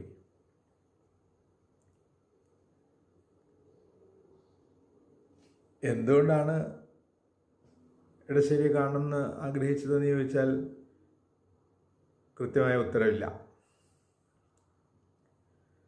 ഞാൻ സ്കൂളിൽ പഠിച്ചത് 1ാം ഭാഷയായി പഠിച്ചത് മലയാളമല്ലായിരുന്നു, സംസ്കൃതമായിരുന്നു. എങ്കിലും മലയാള പാഠാവലി ശ്രദ്ധിക്കാറുണ്ട്. അതിൽ പൂമുഖം വിദ്യുദ്ദീപശോഭയാലോളം വെട്ടും ആ മണിഹർമ്മ്യത്തിൻ്റെ മുറ്റത്തു നിന്നു വൃദ്ധൻ എന്നു പേരായ ഒരു കവിത, അങ്ങേ വീട്ടിലേക്ക് എന്നുള്ള കവിത. ആ കവിതയിലെ കുറച്ച് വരികളെ പാഠാവലിയിൽ ചേർത്തിരുന്നുള്ളൂ. ആ പാഠാവലിയിൽ ചേർക്കേണ്ട ഒരു കവിതയാണോ അതെന്നുള്ള ചോദ്യങ്ങളൊക്കെ എനിക്ക് ഇപ്പോൾ തോന്നുന്നുണ്ട്. എന്തായാലും അതായിരിക്കണം മറ്റു പല വിദ്യാർത്ഥികളെയും പോലെ ഞാനും ആദ്യം വായിച്ച ഇടശ്ശേരി കവിത എന്ന് ഞാൻ വിചാരിക്കുന്നു. പൂതപ്പാട്ടൊന്നും ഇപ്പോഴത്തെ പോലെ അത്ര പ്രസിദ്ധമായിരുന്നില്ല. 73-ലോ 74-ലോ ബാലരമയിലോ മറ്റോ വന്ന ഒരു കവിത, ഉറങ്ങണം എന്ന കവിത, അതെന്നെ വല്ലാതെ പിടിച്ചുലച്ചു. ഇമകളിൽ എന്തോ കനത്ത പോലെ, ചെവികളിൽ ഏതാണ്ടിരമ്പൽ പോലെ, മുതുകു നിവർത്തിക്കിടന്നു വേഗം മുത്തച്ഛനൊന്നുറങ്ങാതെ വയ്യ, നാളെ പുലരുമ്പോൾ എല്ലാം ആവർത്തിക്കണ്ടേ പുതിയതായി. ഇടശ്ശേരിയുടെ തീർത്തും ലളിതമായ ഭാഷ ആ ഉലച്ചിലിന് ഒരു കാരണമായി എന്ന് ഞാനിപ്പോൾ വിചാരിക്കുന്നു. 1974 ജനുവരി മാസം അവസാനം വന്ന മാതൃഭൂമിയിൽ ഒളിച്ചോട്ടം എന്നു പേരായൊരു കവിതയുണ്ടായിരുന്നു. എഴുത്തുമേശതൻ മുന്നിൽ ഇരിക്കുന്നു ഞാൻ, പെരുത്തുണ്ടേ ജനമെൻ്റെ മുറിക്കു മുന്നിൽ, കരണങ്ങൾ എഴുതിക്കൽ അവർക്കാവശ്യം, കവിതകൾ രചിക്കലേ നമുക്ക് വശ്യം എന്ന് തുടങ്ങുന്ന ആ കവിത ഇന്നും എൻ്റെ ഒരു സാധനാപാഠമായി ഞാൻ എൻ്റെ മുൻപിൽ എപ്പോഴും എൻ്റെ മനോമയമായ കവിത്രത്തിൻ്റെ മുൻപിൽ ഞാൻ കൊളുത്തി വയ്ക്കുന്നൊരു വിളക്കാണത്. ഒരുത്തിക്കും അഭിലാഷം കുരുത്തതില്ല, പുകലച്ചൂരഴുമെന്നെ പിടിച്ചു പുൽകാൻ, തരമായാൽ തരമായി എന്നധരങ്ങൾക്ക് ബലാത്കാര കഥകളെ പറവാനുള്ളൂ. അഭിമാനിക്കയും ചെയ്വേൻ നടാടയല്ലോ അഭിസരിപ്പത് യോഷിത് പ്രകൃതി നമ്മെ. പിന്നെ അതിൽ വളരെ ഹൃദയസ്പൃക്കായ ഒരു ഇരടി, മിഴിനീരാൽ വഴുപ്പുറ്റ വഴിയിലെൻ്റെ കഴലിണ വഴുതാതെ കരുതിക്കൊള്ളൂ, കടലേതും ഇടറാതെ നയിക്കുക തന്നെ, അങ്ങനെ കണ്ടാണ് ആ ഭാഗം. പിന്നെ പുറത്തപ്പോൾ പകലെരിഞ്ഞടങ്ങുന്നുണ്ടാവും പുതയുന്ന ഭസിതത്തിൽ കനലുപോലെ. 1974 എനിക്ക് 16 വയസ്സ് പ്രായം. ആധുനികതാവാദത്തിൻ്റെ പ്രയോക്താക്കളായ മലയാള കവികളെല്ലാം ശരിക്കും അരങ്ങ് വാഴുന്ന കാലം. പക്ഷേ ആ കവിതകളിലൊന്നും താല്പര്യം ജനിപ്പിക്കാതെ എന്നെ കാത്തത് ഇടശ്ശേരി കവിതയായിട്ടിരിക്കണം. ഇപ്പോഴും അവരിൽ മിക്കവരോടും അവരുടെ മിക്ക കവിതകളോടും വിപ്രതിപന്നമാണ് എൻ്റെ അഭിരുചി. സധൈര്യം പറയുകയാണ്. അതിനുള്ള കാരണം ഇടശ്ശേരിയുടെ ഈ ഐതിഹാസികമായ ലാളിത്യം തന്നെ ആയിരിക്കണം. 74 നിർമ്മാല്യ സിനിമ പുറത്തു വന്നു. അപ്പോൾ അതിലെ സമയമായി തേരിറങ്ങുകമ്പേ സകല ലോക പാലനൈക സമയമതാലംബേ എന്നുള്ള വരികളുടെ അർത്ഥം ഞാൻ മനസ്സിലാക്കിയത് KP ശങ്കരൻ മാഷ് എഴുതിയ കുറിപ്പുകളിൽ നിന്നായിരുന്നു. ആ കുറിപ്പുകൾ എൻ്റെ ശാശ്വതമായ അസൂയയ്ക്ക് പാത്രവുമാണ്. കാരണം ഞാൻ ഇത്രയൊക്കെ കാണണമെന്ന് ആഗ്രഹിച്ചിരുന്നു. കവിയുടെ അന്തർഗതം അറിഞ്ഞുകൊണ്ടാണ് ഇതിലധികവും കുറിച്ചിട്ടുള്ളത് എന്നൊരു ഒരു വരി മാഷ് കുറിച്ചിട്ടുണ്ട് അവിടെ. എനിക്ക് വല്ലാത്ത അസൂയാണ് മാഷോട് അതിൻ്റെ പേരിൽ.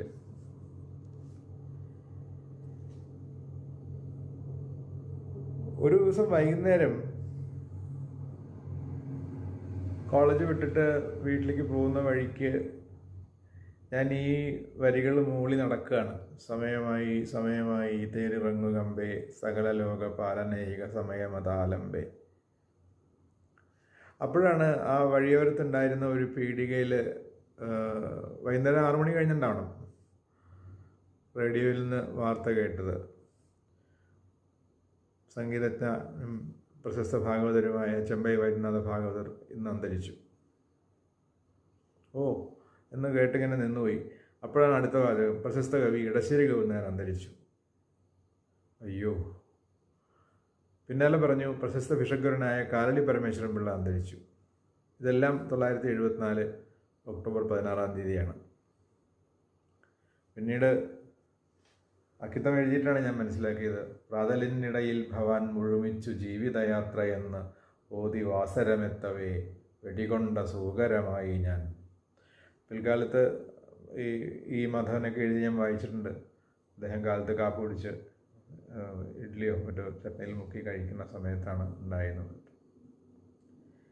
ശരിക്കും വീട്ടിലൊരാൾ മരിച്ച പോലെ അങ്ങനെയാണ് എനിക്ക് തോന്നിയത്. ഇനി മാലാരെ കാണാൻ പറ്റാഞ്ഞതുപോലെ ഇദ്ദേഹത്തെ കാണാൻ പറ്റില്ലല്ലോ എന്നുള്ള വല്ലാത്ത സങ്കടവും അങ്ങനെയൊക്കെയാണ് പിന്നെയുള്ള കുറേ മാസങ്ങൾ കഴിച്ചു കൂട്ടിയത്. അക്കിത്തം 2 കവിത എഴുതി. ഒന്ന് ഈ പ്രണതബാഷ്പം എന്നുള്ള കവിതയാണ്. മറ്റേത് അദ്ദേഹത്തിൻ സ്നേഹം പ്രസരിച്ചും കൊണ്ടിരുന്ന ലോകത്തിൽ ഏതൊരു കണ്ണീരാറ്റിൻ കടവത്തും ഞാൻ അധീരനായില്ല. അച്ഛനും അമ്മയുമായിട്ട് എന്നെ സേവിച്ച ധർമ്മശാസ്താവേ എന്ന് വിളിക്കുന്ന കവിതയാണത്. അതിലെ മാത്രാവൃത്തം, അതിലെ അഗാധമായ ദുഃഖം ഏതേതൊക്കെയാണ് എന്നെ സ്വാധീനിച്ചതെന്ന് പറഞ്ഞുകൂടാ. ഒരു കാര്യം കൂടി ഓർത്തോട്ടെ, ഇടശ്ശേരി മരിച്ചിട്ട് വന്ന മാതൃഭൂമി ആഴ്ചപ്പതിപ്പിൽ വന്ന വേറൊരു കവിത ഇതേ മാത്രാവൃത്തത്തിൽ എഴുതിയ ഒരു കവിതയായിരുന്നു. എന്തിനാണ് ഈ മാത്രാവൃത്തിൻ്റെ കാര്യം പറയുന്നത് വെച്ചാൽ ഇടശ്ശേരിക്ക് വളരെ പ്രിയപ്പെട്ടതായിരുന്നു അത് എഴുതുന്ന ആളുകളില്ല ഇപ്പോൾ, അതുകൊണ്ട് ആണ് പറയുന്നത്. വള്ളുവനാടൻ കാവിൻ നീർമുകിലാണി കറുത്ത ചെട്ടിച്ചി, ഇന്നലെ ഇരുൾ വീണപ്പോൾ പൈക്കളെ ആട്ടിത്തെളിച്ചു വന്നെത്തി. പുല്ലൂർ ബാലൻ്റെ കവിതയാണ്. എനിക്ക് നേരിട്ട് പരിചയമുള്ള കവിയായിരുന്നു. ഞാൻ അദ്ദേഹത്തിനോട് ചോദിക്കുകയും മനസ്സിലാക്കുകയും ചെയ്തിട്ടുണ്ട് ഭരത ഇടശ്ശേരിയെ പറ്റിയിട്ട്.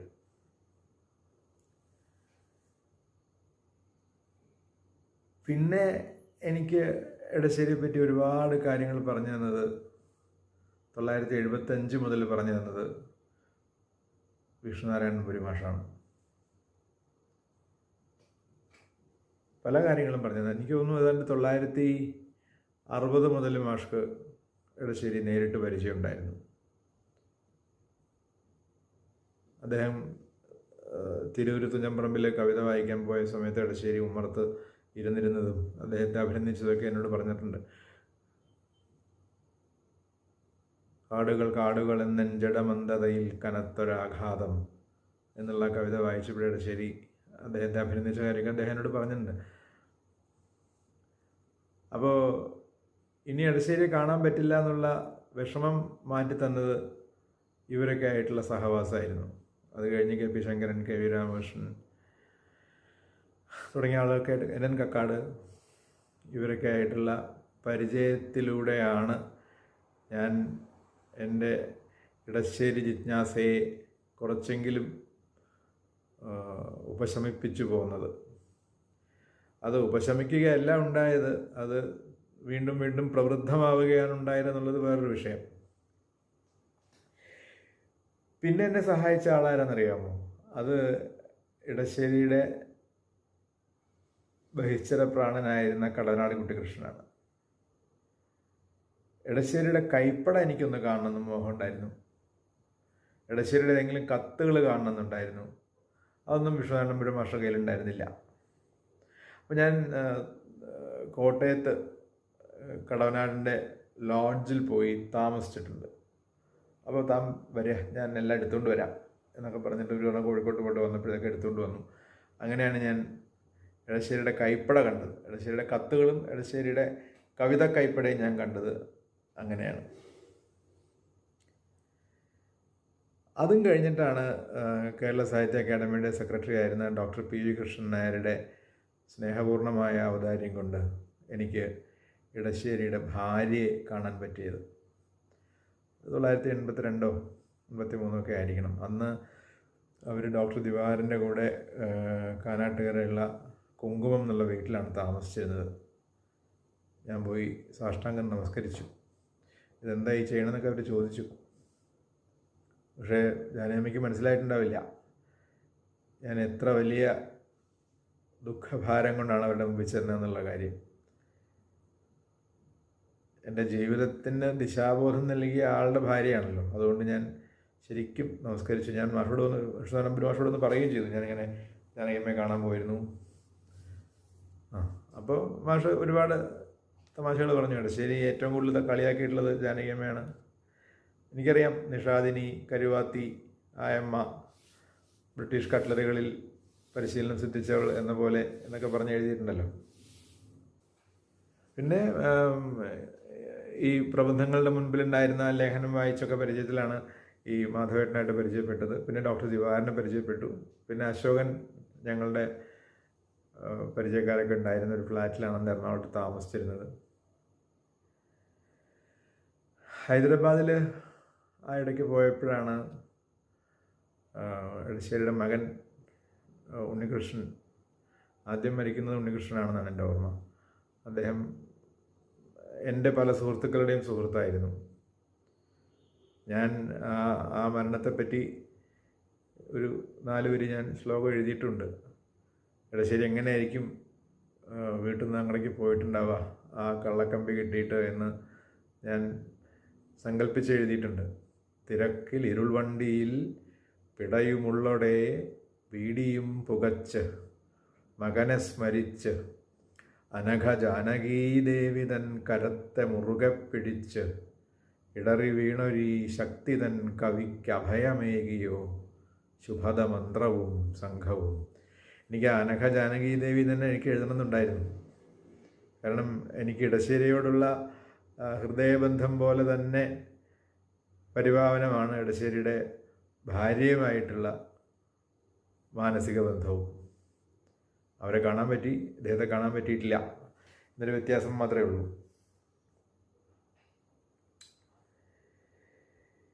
കവിതേതരമായ കർമ്മമണ്ഡലത്തെ പറ്റി ഒരുപാട് ചിന്തിച്ചിട്ടുള്ള ആളാണ് ഇടശ്ശേരി. നേരത്തെ പറഞ്ഞല്ലോ, എഴുത്തുമേശതൻ മുന്നിലിരിക്കുന്നു ഞാൻ, പെരുത്തുണ്ടേ ജനമെൻ്റെ മുറിക്ക് മുന്നിൽ, കരണങ്ങൾ എഴുതിക്കൽ അവർക്ക് ആവശ്യം, കവിതകൾ രചിക്കലേ നമുക്ക് വശ്യം. അങ്ങനെ കവിതേതരമായ ഒരു കർമ്മമണ്ഡലത്തിലാണ് ഞാനൊരു 10-21 കൊല്ലം ജോലി ചെയ്തത്. അപ്പോൾ ഇടശ്ശേരി എന്നെ ആകർഷിക്കാനുള്ള പ്രധാന കാരണങ്ങളിലൊന്ന് ഒരുപക്ഷെ ഈ സാദൃശ്യമായിരിക്കാം. അതിലും പല കാര്യങ്ങളിലും ഇടശ്ശേരി എന്നെ അമ്പരപ്പിച്ചിട്ടുണ്ട്.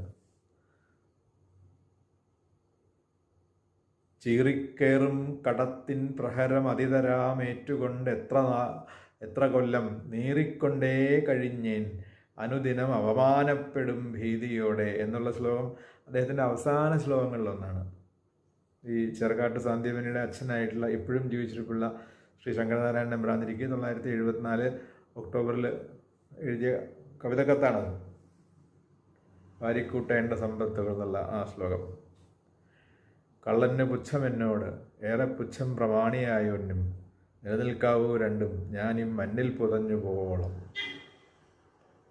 എന്നെഴുതിയ ഇടശ്ശേരി എന്നെ പല ജീവിത പ്രതിസന്ധികളിലും അദൃശ്യമായ ഒരു ഗുരു സാന്നിധ്യമായിട്ട് ഇപ്പോഴും എൻ്റെ കൂടെയുണ്ട്.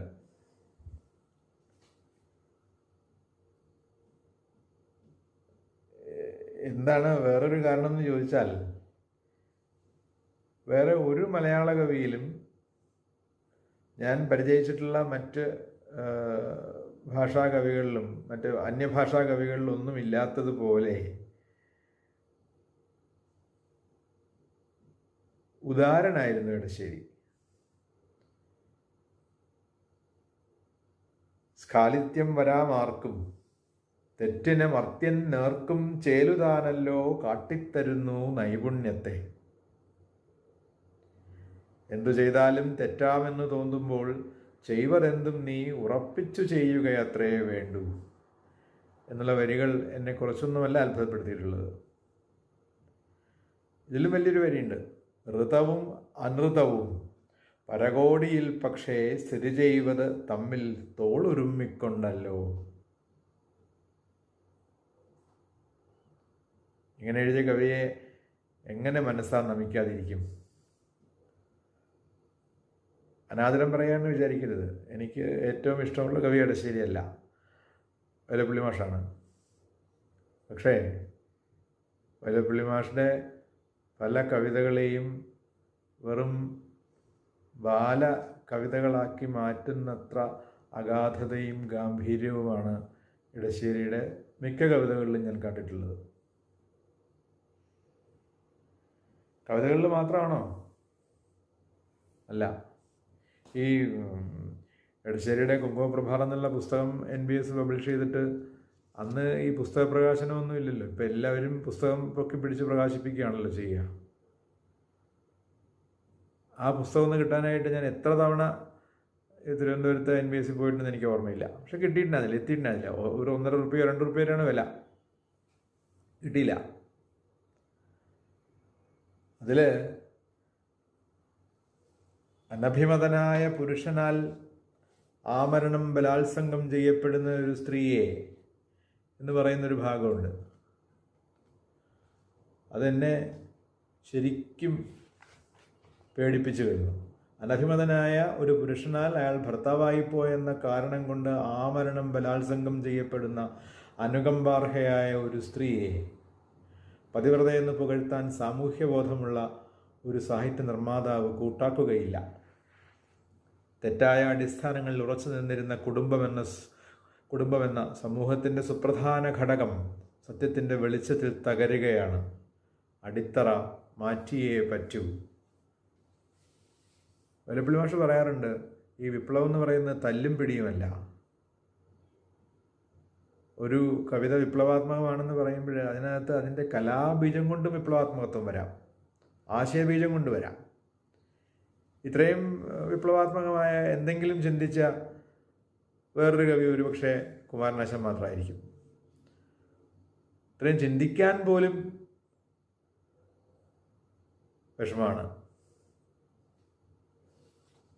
അതുകൊണ്ടാണ് വല്ലപ്പള്ളി മാഷ് എപ്പോഴും പറയാറുള്ളത്, കുഴിച്ചിട്ട ചേനയാണ് ഇടശ്ശേരി കവിത എന്ന്.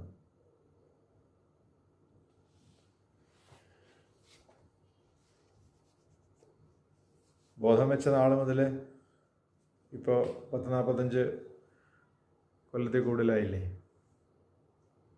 കവിത വായിച്ചു തുടങ്ങിയിട്ട്. എന്നെ ഇത്രയും അത്ഭുതപ്പെടുത്തുന്ന ഏറെ കവികളെയൊന്നും ഞാൻ മലയാളത്തിൽ വായിച്ചിട്ടില്ല. അന്യഭാഷകളിലെ കവിതകൾ നേരിട്ടും അല്ലാതെ പരിഭാഷയിലൂടെയും വായിക്കുമ്പോഴും ഇടശ്ശേരിയുടെ തലപ്പൊക്കം ഒട്ടും കുറഞ്ഞിട്ടില്ല. എൻ്റെ അച്ഛനെ പോലെ ഞാൻ ദിവസേന മനസ്സാ നമിക്കുന്ന ഈ കവിയെ ഓർക്കുവാനായി ഒരവസരം തന്നതിന് എല്ലാവരോടും നന്ദി പറയുന്നു. നമസ്കാരം.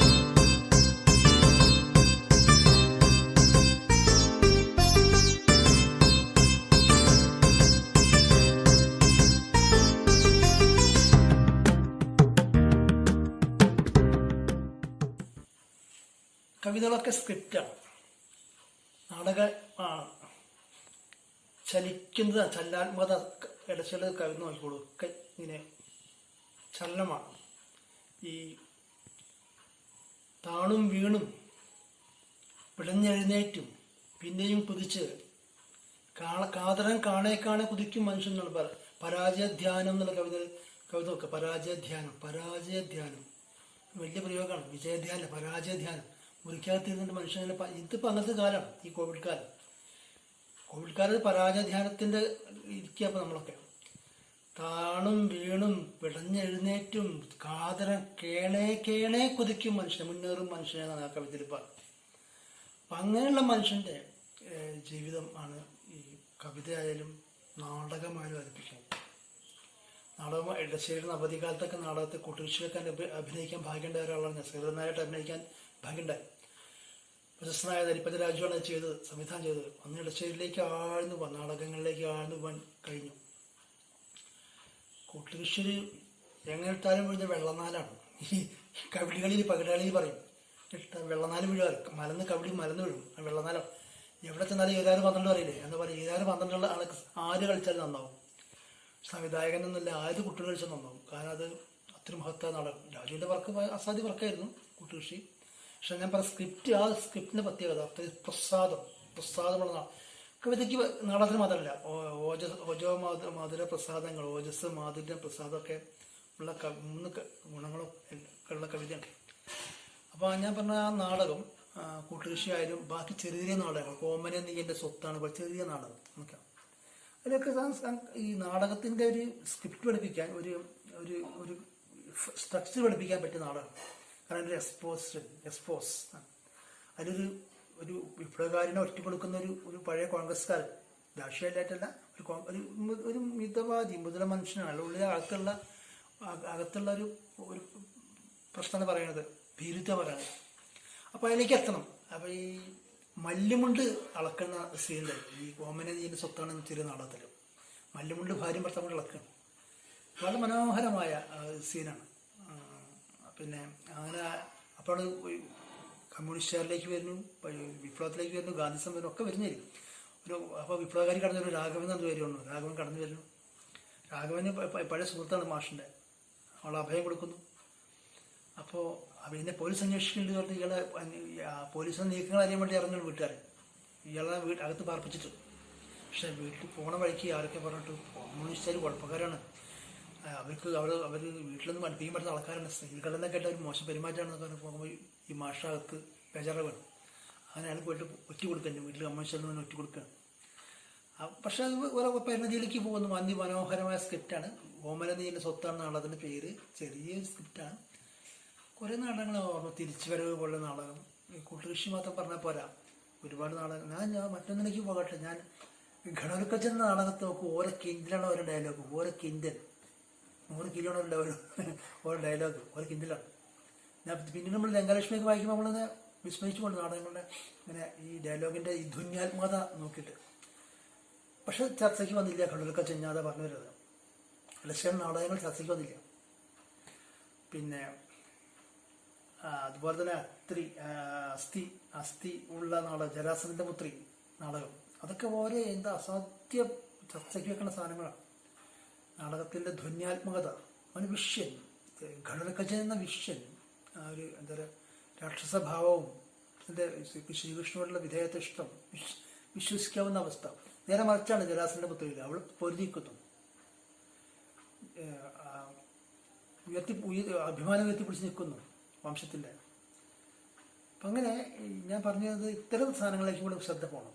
നമ്മൾ പിന്നെ വാഴ്ത്തപ്പെട്ട കവിതകളിലേക്ക് മാത്രം ചർച്ച ചെയ്ത പോലെ എടശ്ശേരിയുടെ ലേഖനങ്ങൾ മനോഹരമായ, എടശ്ശേരിയുടെ ഭാഷ ഗദ്യം കുട്ടികളെ പഠിപ്പിക്കാൻ പറ്റിയ ഗദ്യമാണ്.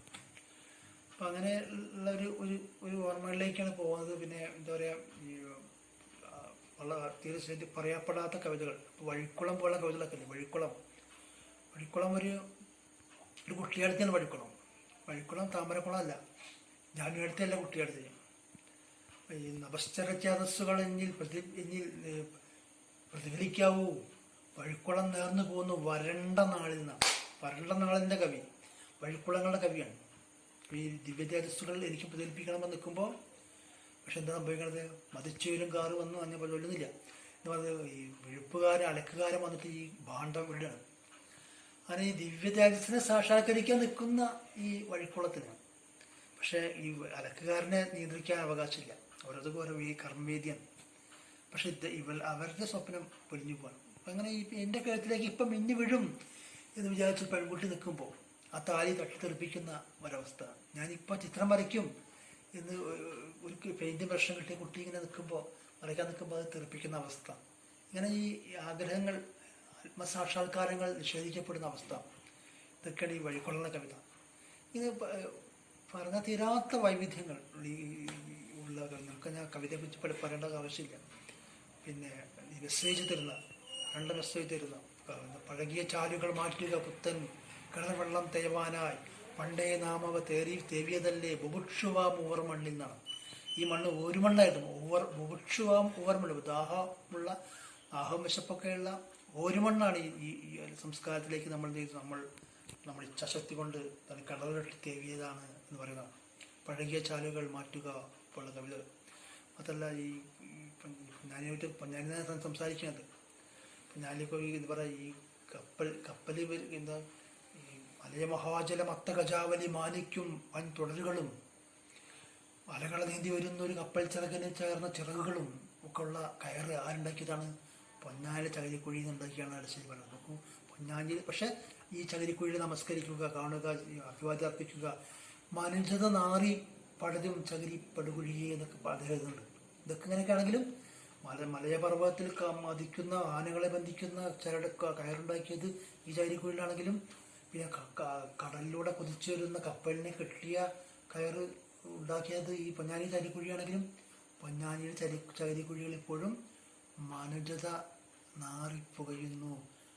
മനുഷ്യൻ്റെ കാര്യം കഷ്ടമാണെന്ന് അത് പറയുന്നത്. പൊന്നാനിയെ കുറിച്ച് പറയുന്നത് താമരപ്പുഴയാണ് ഈ പൊന്നാനി.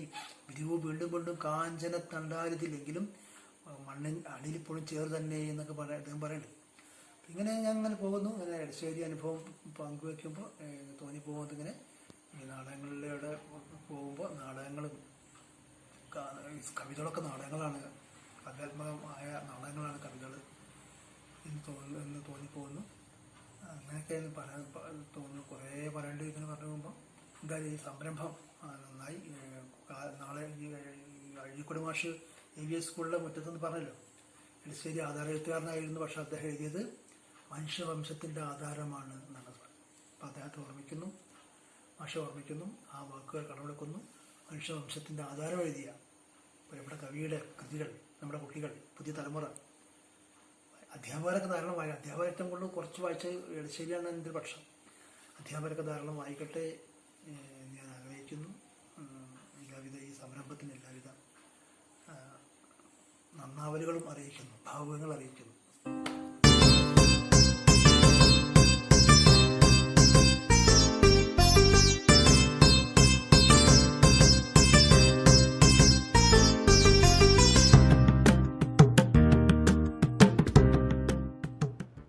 എല്ലാവർക്കും നമസ്കാരം. ഞാൻ TV ശൂലപാണി. മഹാകവി ഇടശ്ശേരിയെക്കുറിച്ച് സംസാരിക്കണമെന്ന് ഇടശ്ശേരി സ്മാരക സമിതിക്ക് വേണ്ടി ബിജു നായരങ്ങാടി പറഞ്ഞപ്പോൾ ഞാനൊന്ന് അങ്കലാപ്പിലായി. കാരണം കുട്ടിക്കാലം മുതൽ ഇടശ്ശേരി കവിതകൾ കേൾക്കുകയും വായിക്കുകയും ചെയ്തിട്ടുണ്ട് എന്നല്ലാതെ ഇടശ്ശേരി കവിതയെക്കുറിച്ച് എന്തെങ്കിലും എഴുതുകയോ സംസാരിക്കുകയോ ഞാൻ ഇക്കാലമത്രയും ചെയ്തിട്ടില്ല. അതിൻ്റെ ഒരു പരിമിതിയിൽ നിന്നുകൊണ്ട് ഞാൻ ആലോചിച്ചപ്പോൾ വളരെ വൈയക്തികമായ ഒരു ചോദ്യത്തിൽ നിന്ന് തുടങ്ങാം എന്നാണ് ഞാൻ വിചാരിക്കുന്നത്. മഹാകവി ഇടശ്ശേരി എനിക്ക് ആരായിരുന്നു? ഈ ചോദ്യത്തിൻ്റെ ഉത്തരം ഞാൻ കണ്ടെത്തുന്നത് 50-ലേറെ വർഷങ്ങൾക്ക് മുമ്പുള്ള എൻ്റെ കുട്ടിക്കാലത്ത് നിന്നാണ്. എൻ്റെ പഴയ തറവാട് വീടിൻ്റെ ഉമ്മറക്കോലായിൽ വള്ളി ട്രൗസർ ഇട്ട് ഇരിക്കുകയാണ് ഞാൻ. അതാ വീടിൻ്റെ പടി കടന്ന് ഒരാൾ വരുന്നു. വെളുത്ത മുണ്ടും ജുബ്ബയുമാണ് വേഷം. മെലിഞ്ഞ് നീണ്ട ശരീരപ്രകൃതം. ചാരുകസേരയിലിരുന്ന് വായിക്കുകയായിരുന്ന എൻ്റെ അച്ഛൻ ശൂലപാണി വാര്യർ പെട്ടെന്ന് ചാടി എഴുന്നേൽക്കുന്നു. എന്തെന്നില്ലാത്ത സന്തോഷത്തിൽ അച്ഛൻ വിളിച്ചു പറഞ്ഞു, അമ്മിണി, ദാ ഇടശ്ശേരി വന്നു. ഇടശ്ശേരി വന്നു.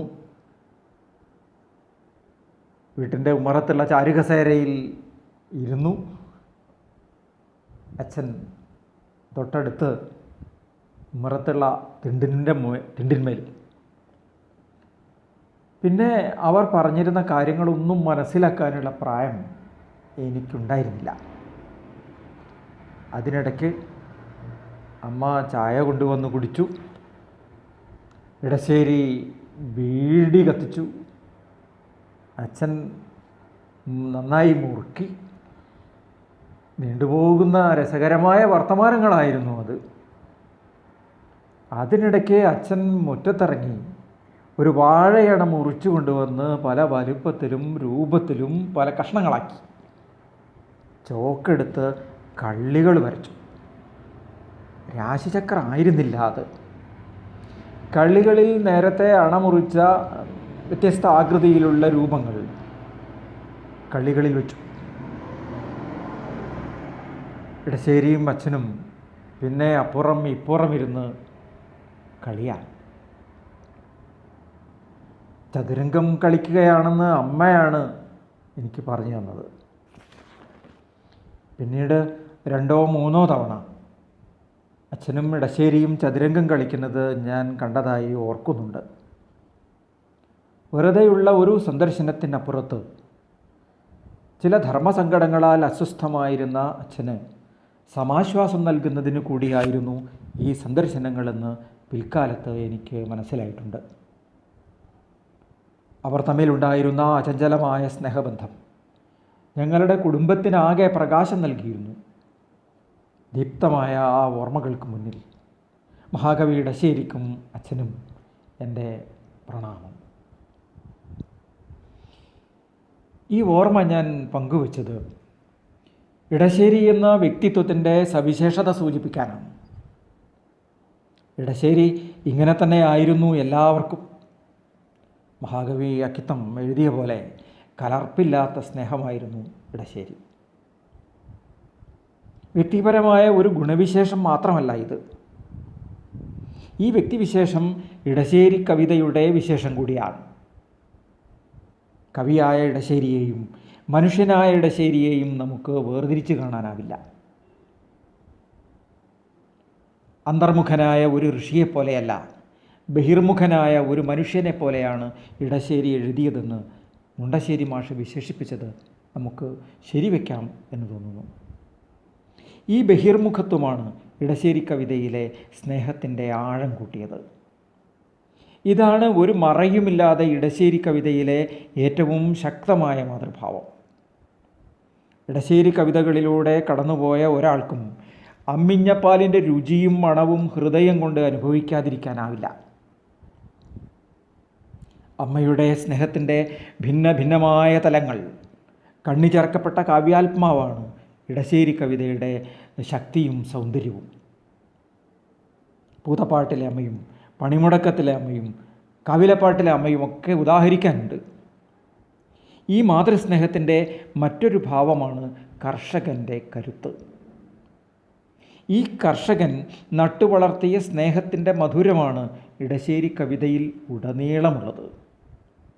ഞാനൊരു കർഷകനത്രേ, നട്ടുവളർത്തുന്നു ഞാൻ കരിമ്പിവിടെ, പ്രസ്താവന എന്ന കവിതയിൽ.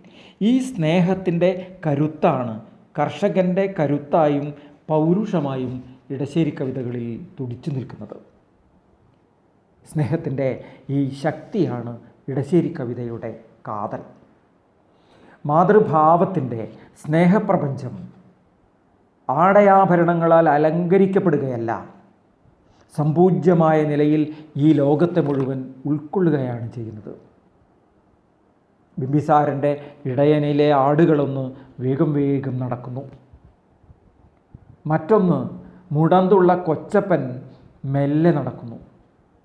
ഇവരിൽ ആർക്കാണ് അമ്മ തുണ നിൽക്കേണ്ടത്? മുൻവരി പറ്റി നടക്കുന്നു മുഴുത്ത കുഞ്ഞൊന്നുശിരോടെ, മുടന്തിടുന്നു പിന്നിൽ പിന്നിൽ മുറ്റും മറ്റൊരു കൊച്ചപ്പൻ. തള്ളയാടിനു സംഭ്രമമയ്യോ താനേതുടലിനു തുണ നിൽക്കും. അതോടും അങ്ങോട്ടും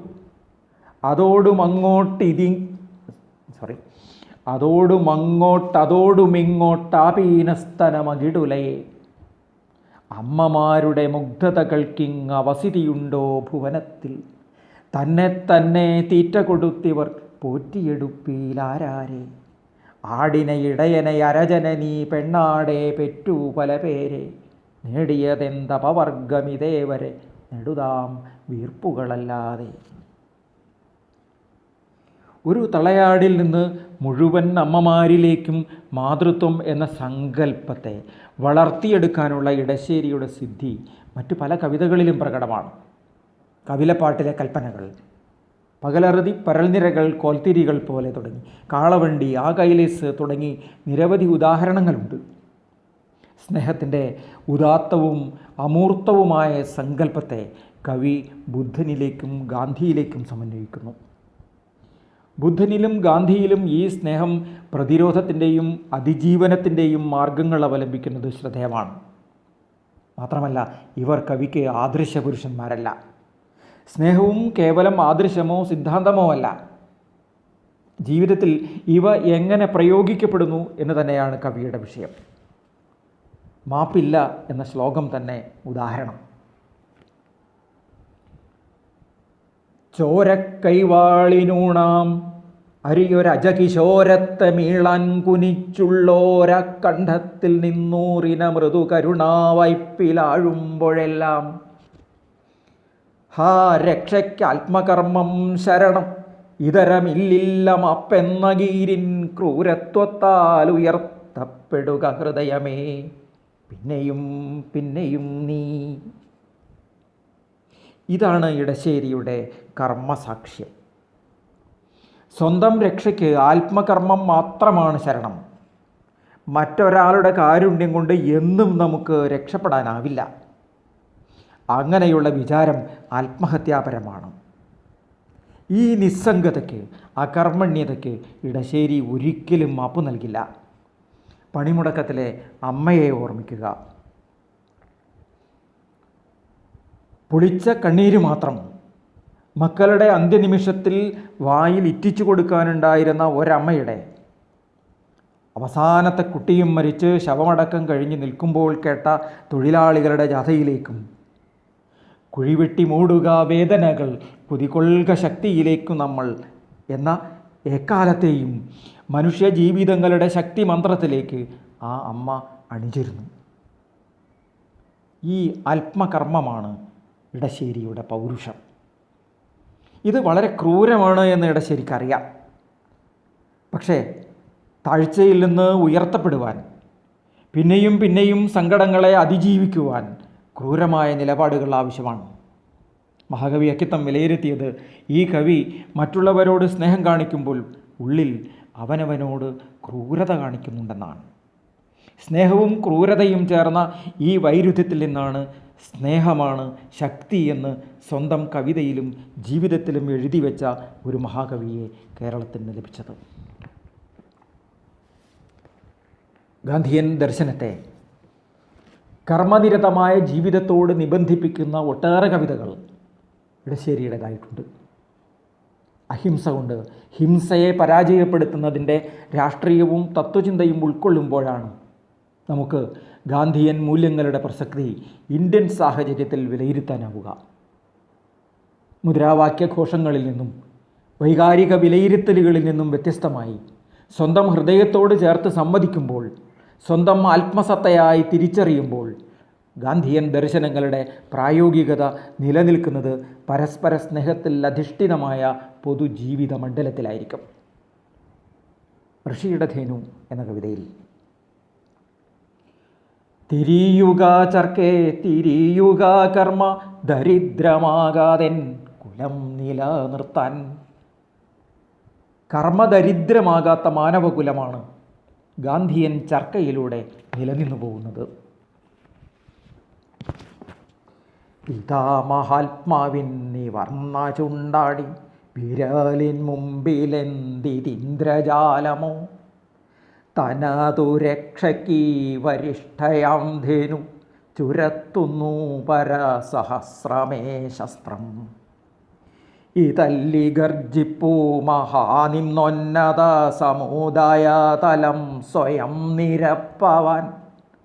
ഇതല്ലി ഗർജിപ്പൂ നിരത്തിപ്പാകുവാൻ സമൃദ്ധി കൊയ്യണ്ടും പ്രസന്ന കർമ്മങ്ങൾ. ആത്മകർമ്മത്തിൻ്റെ ക്രിയാപ്രതീകമാണ് ഇവിടെ ചർക്ക. ഗാന്ധിയുടെ ചുണ്ടുവിരൽ ഉയർന്നാൽ ഒരു ഇന്ദ്രജാലം പോലെ ഋഷിയുടെ ഈ ധേനു ആയുധങ്ങൾ ചുരത്തും, പിന്നെ ഗർജിക്കും. രാജസമാണ് ഈ കർമ്മം. ഉള്ളവരും ഇല്ലാത്തവരും തമ്മിലുള്ള അന്തരം ഇല്ലാതാവണം. ഉയർച്ച താഴ്ചകളില്ലാതെ സമുദായതലം നിരപ്പാവണം. പ്രസന്നമായ കർമ്മങ്ങളിലൂടെ സമൃദ്ധി കൊയ്തെടുക്കണം. ഗാന്ധിമാർഗത്തിൽ നിന്ന് ഇടശ്ശേരി നമുക്ക് ചൂണ്ടിക്കാണിച്ചു തന്നതാണ് സമത്വ സുന്ദരമായ മനുഷ്യനീതിയുടെയും രാഷ്ട്രീയ നീതിയുടെയും ഈ കർമ്മകാണ്ഡം. ചിതാഭസ്മം എന്ന കവിതയിൽ ഗാന്ധിയെ അനുസ്മരിക്കുന്നത് നോക്കൂ. ഈ കൈകൾക്കു കൊടുങ്കാറ്റിൻ ബലമേകിയൊരാളുണ്ടായി, ഖഡ്ഗത്തുമ്പുകൾ കൈതപ്പൂവിതളാക്കിയൊരാളുണ്ടായി, ദുർബല സത്തയെ ധർമ്മക്കതിരിലിണക്കി ചുറ്റി മനുഷ്യൻ അദ്ഭുതമൊരു നവസംസ്കാരം നെയ്തേകിയൊരാളുണ്ടായി. ഇങ്ങനെ ഒരാളാണ് ഇടശ്ശേരിയുടെയും നമ്മുടെ നാടിൻ്റെയും ആത്മകർമ്മത്തെ സമ്പുഷ്ടമാക്കുന്നത്.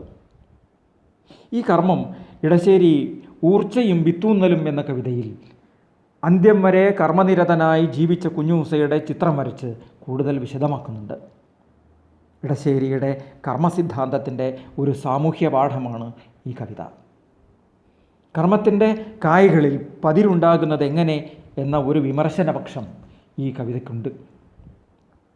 10 വയസ്സു മുതൽ വൃദ്ധനായി മരിക്കുന്നത് വരെയും മീൻകൊട്ടയേറ്റി അധ്വാനിച്ചു കൊണ്ടേയിരുന്ന ഒരാളുടെ ജീവിതം ഒരു മാറ്റവും പുരോഗതിയുമില്ലാതെ ആകുവാൻ എന്തേ കാരണം? 1000 മുളയുള്ള വിത്തല്ലോ കർമ്മം, നല്ലതായിടും വിത്തത്രയും നല്ലതേ വിളയിക്കൂ. കുഞ്ഞൂസയുടെ കാര്യത്തിൽ മാത്രം ഇത് ശരിയായില്ല. കാരണം സമുദായത്തിലെ ഉയർച്ച താഴ്ചകളാണ്.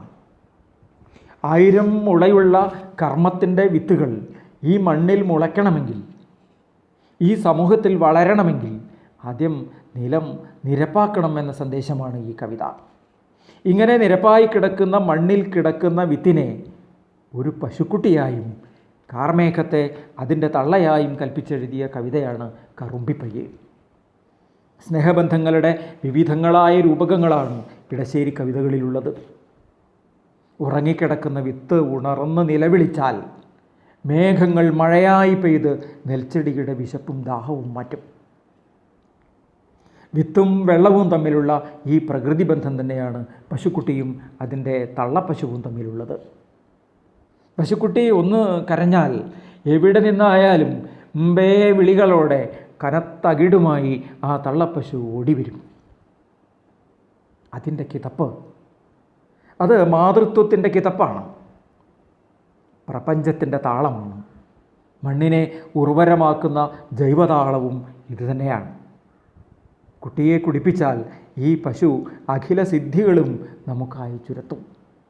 ഇങ്ങനെ കൃഷിയെയും ജീവിതത്തെയും കൂട്ടിയിണക്കിയാണ് ഇടശ്ശേരി കവിത പ്രപഞ്ചത്തോളം വലുതാവുന്നത്.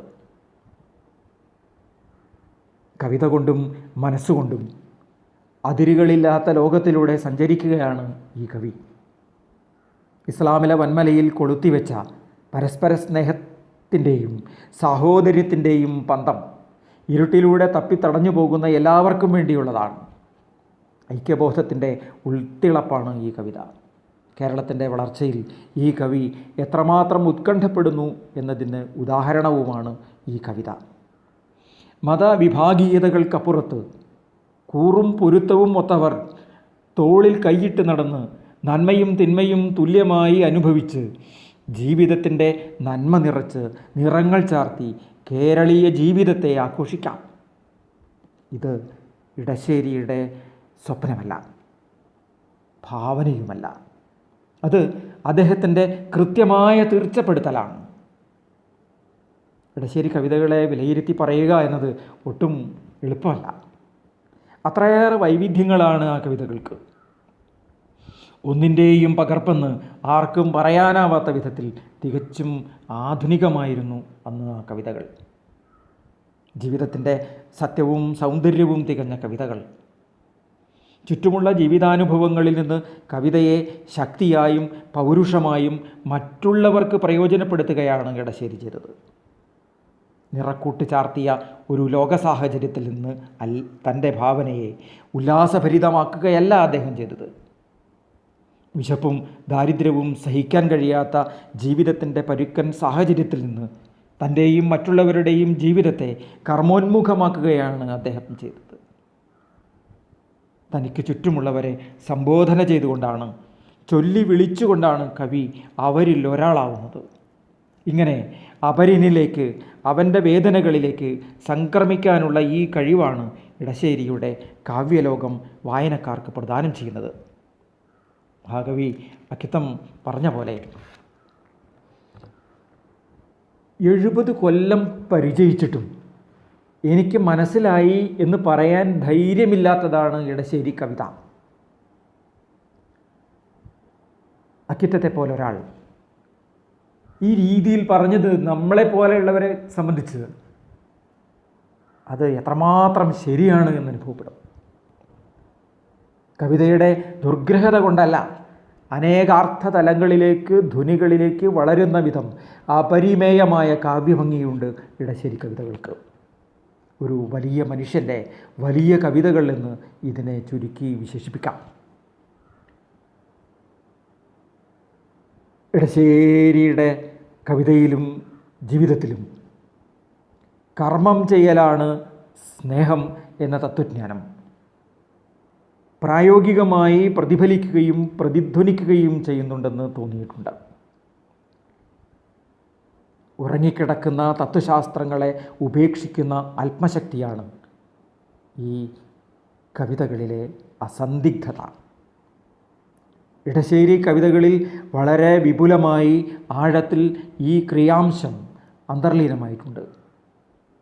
കവിതകളിൽ സൃഷ്ടിക്കുന്ന നാടകീയത, ക്രിയാപദങ്ങൾ, വ്യാക്ഷേപകങ്ങൾ, സംബോധനകൾ, അലങ്കാരങ്ങൾ, ബിംബങ്ങൾ, ധ്വനികൾ, വൃത്തം, താളം, കാലത്തെയും സമയത്തെയും സൂചിപ്പിക്കുന്ന വാക്കുകൾ തുടങ്ങി എല്ലാം മറ്റൊരു കവിയിലും കാണാത്ത വിധം ഇഴചേർക്കപ്പെട്ടും ഇണചേർക്കപ്പെട്ടുമിരിക്കുന്നു. ഞാൻ നിർത്തട്ടെ. മഹാകവി ഇടശ്ശേരിയുടെ കവിപ്രപഞ്ചം വിലയിരുത്താനൊന്നും എനിക്ക് കഴിവുകളില്ല. ഇടശ്ശേരിയെക്കുറിച്ച് സംസാരിക്കണമെന്ന് ബിജു നായരങ്ങാടി പറഞ്ഞപ്പോൾ വയ്യെന്ന് പറഞ്ഞില്ല. കുട്ടിക്കാലത്ത് ആ കൈവിരൽ തുമ്പ് പിടിച്ചതിൻ്റെ ചൂട് ഇപ്പോഴും മനസ്സിലുള്ളതുകൊണ്ട്. ഇടശ്ശേരി കവിതകൾ ഒരു മഹാസാഗരമാണ്. പൊന്നാനിയെ തൊട്ടുകിടക്കുന്ന അറബിക്കടൽ. ഈ കടൽത്തിരകൾ എന്നെ ഹർഷപുളകിതനാക്കുന്നു. ഈ കടലിരമ്പം എന്നെ കർമ്മനിരതനാക്കുന്നു. ആഴക്കടലിൽ അതാ ഇടശ്ശേരി എൻ്റെ അച്ഛൻ്റെ കൈപിടിച്ച്. നന്ദി, നമസ്കാരം. എൻ്റെ വാക്കുകൾ ശ്രവിച്ച എല്ലാവർക്കും ഇങ്ങനെ ഒരവസരം തന്നതിന് ഇടശ്ശേരി സ്മാരക സമിതിക്ക്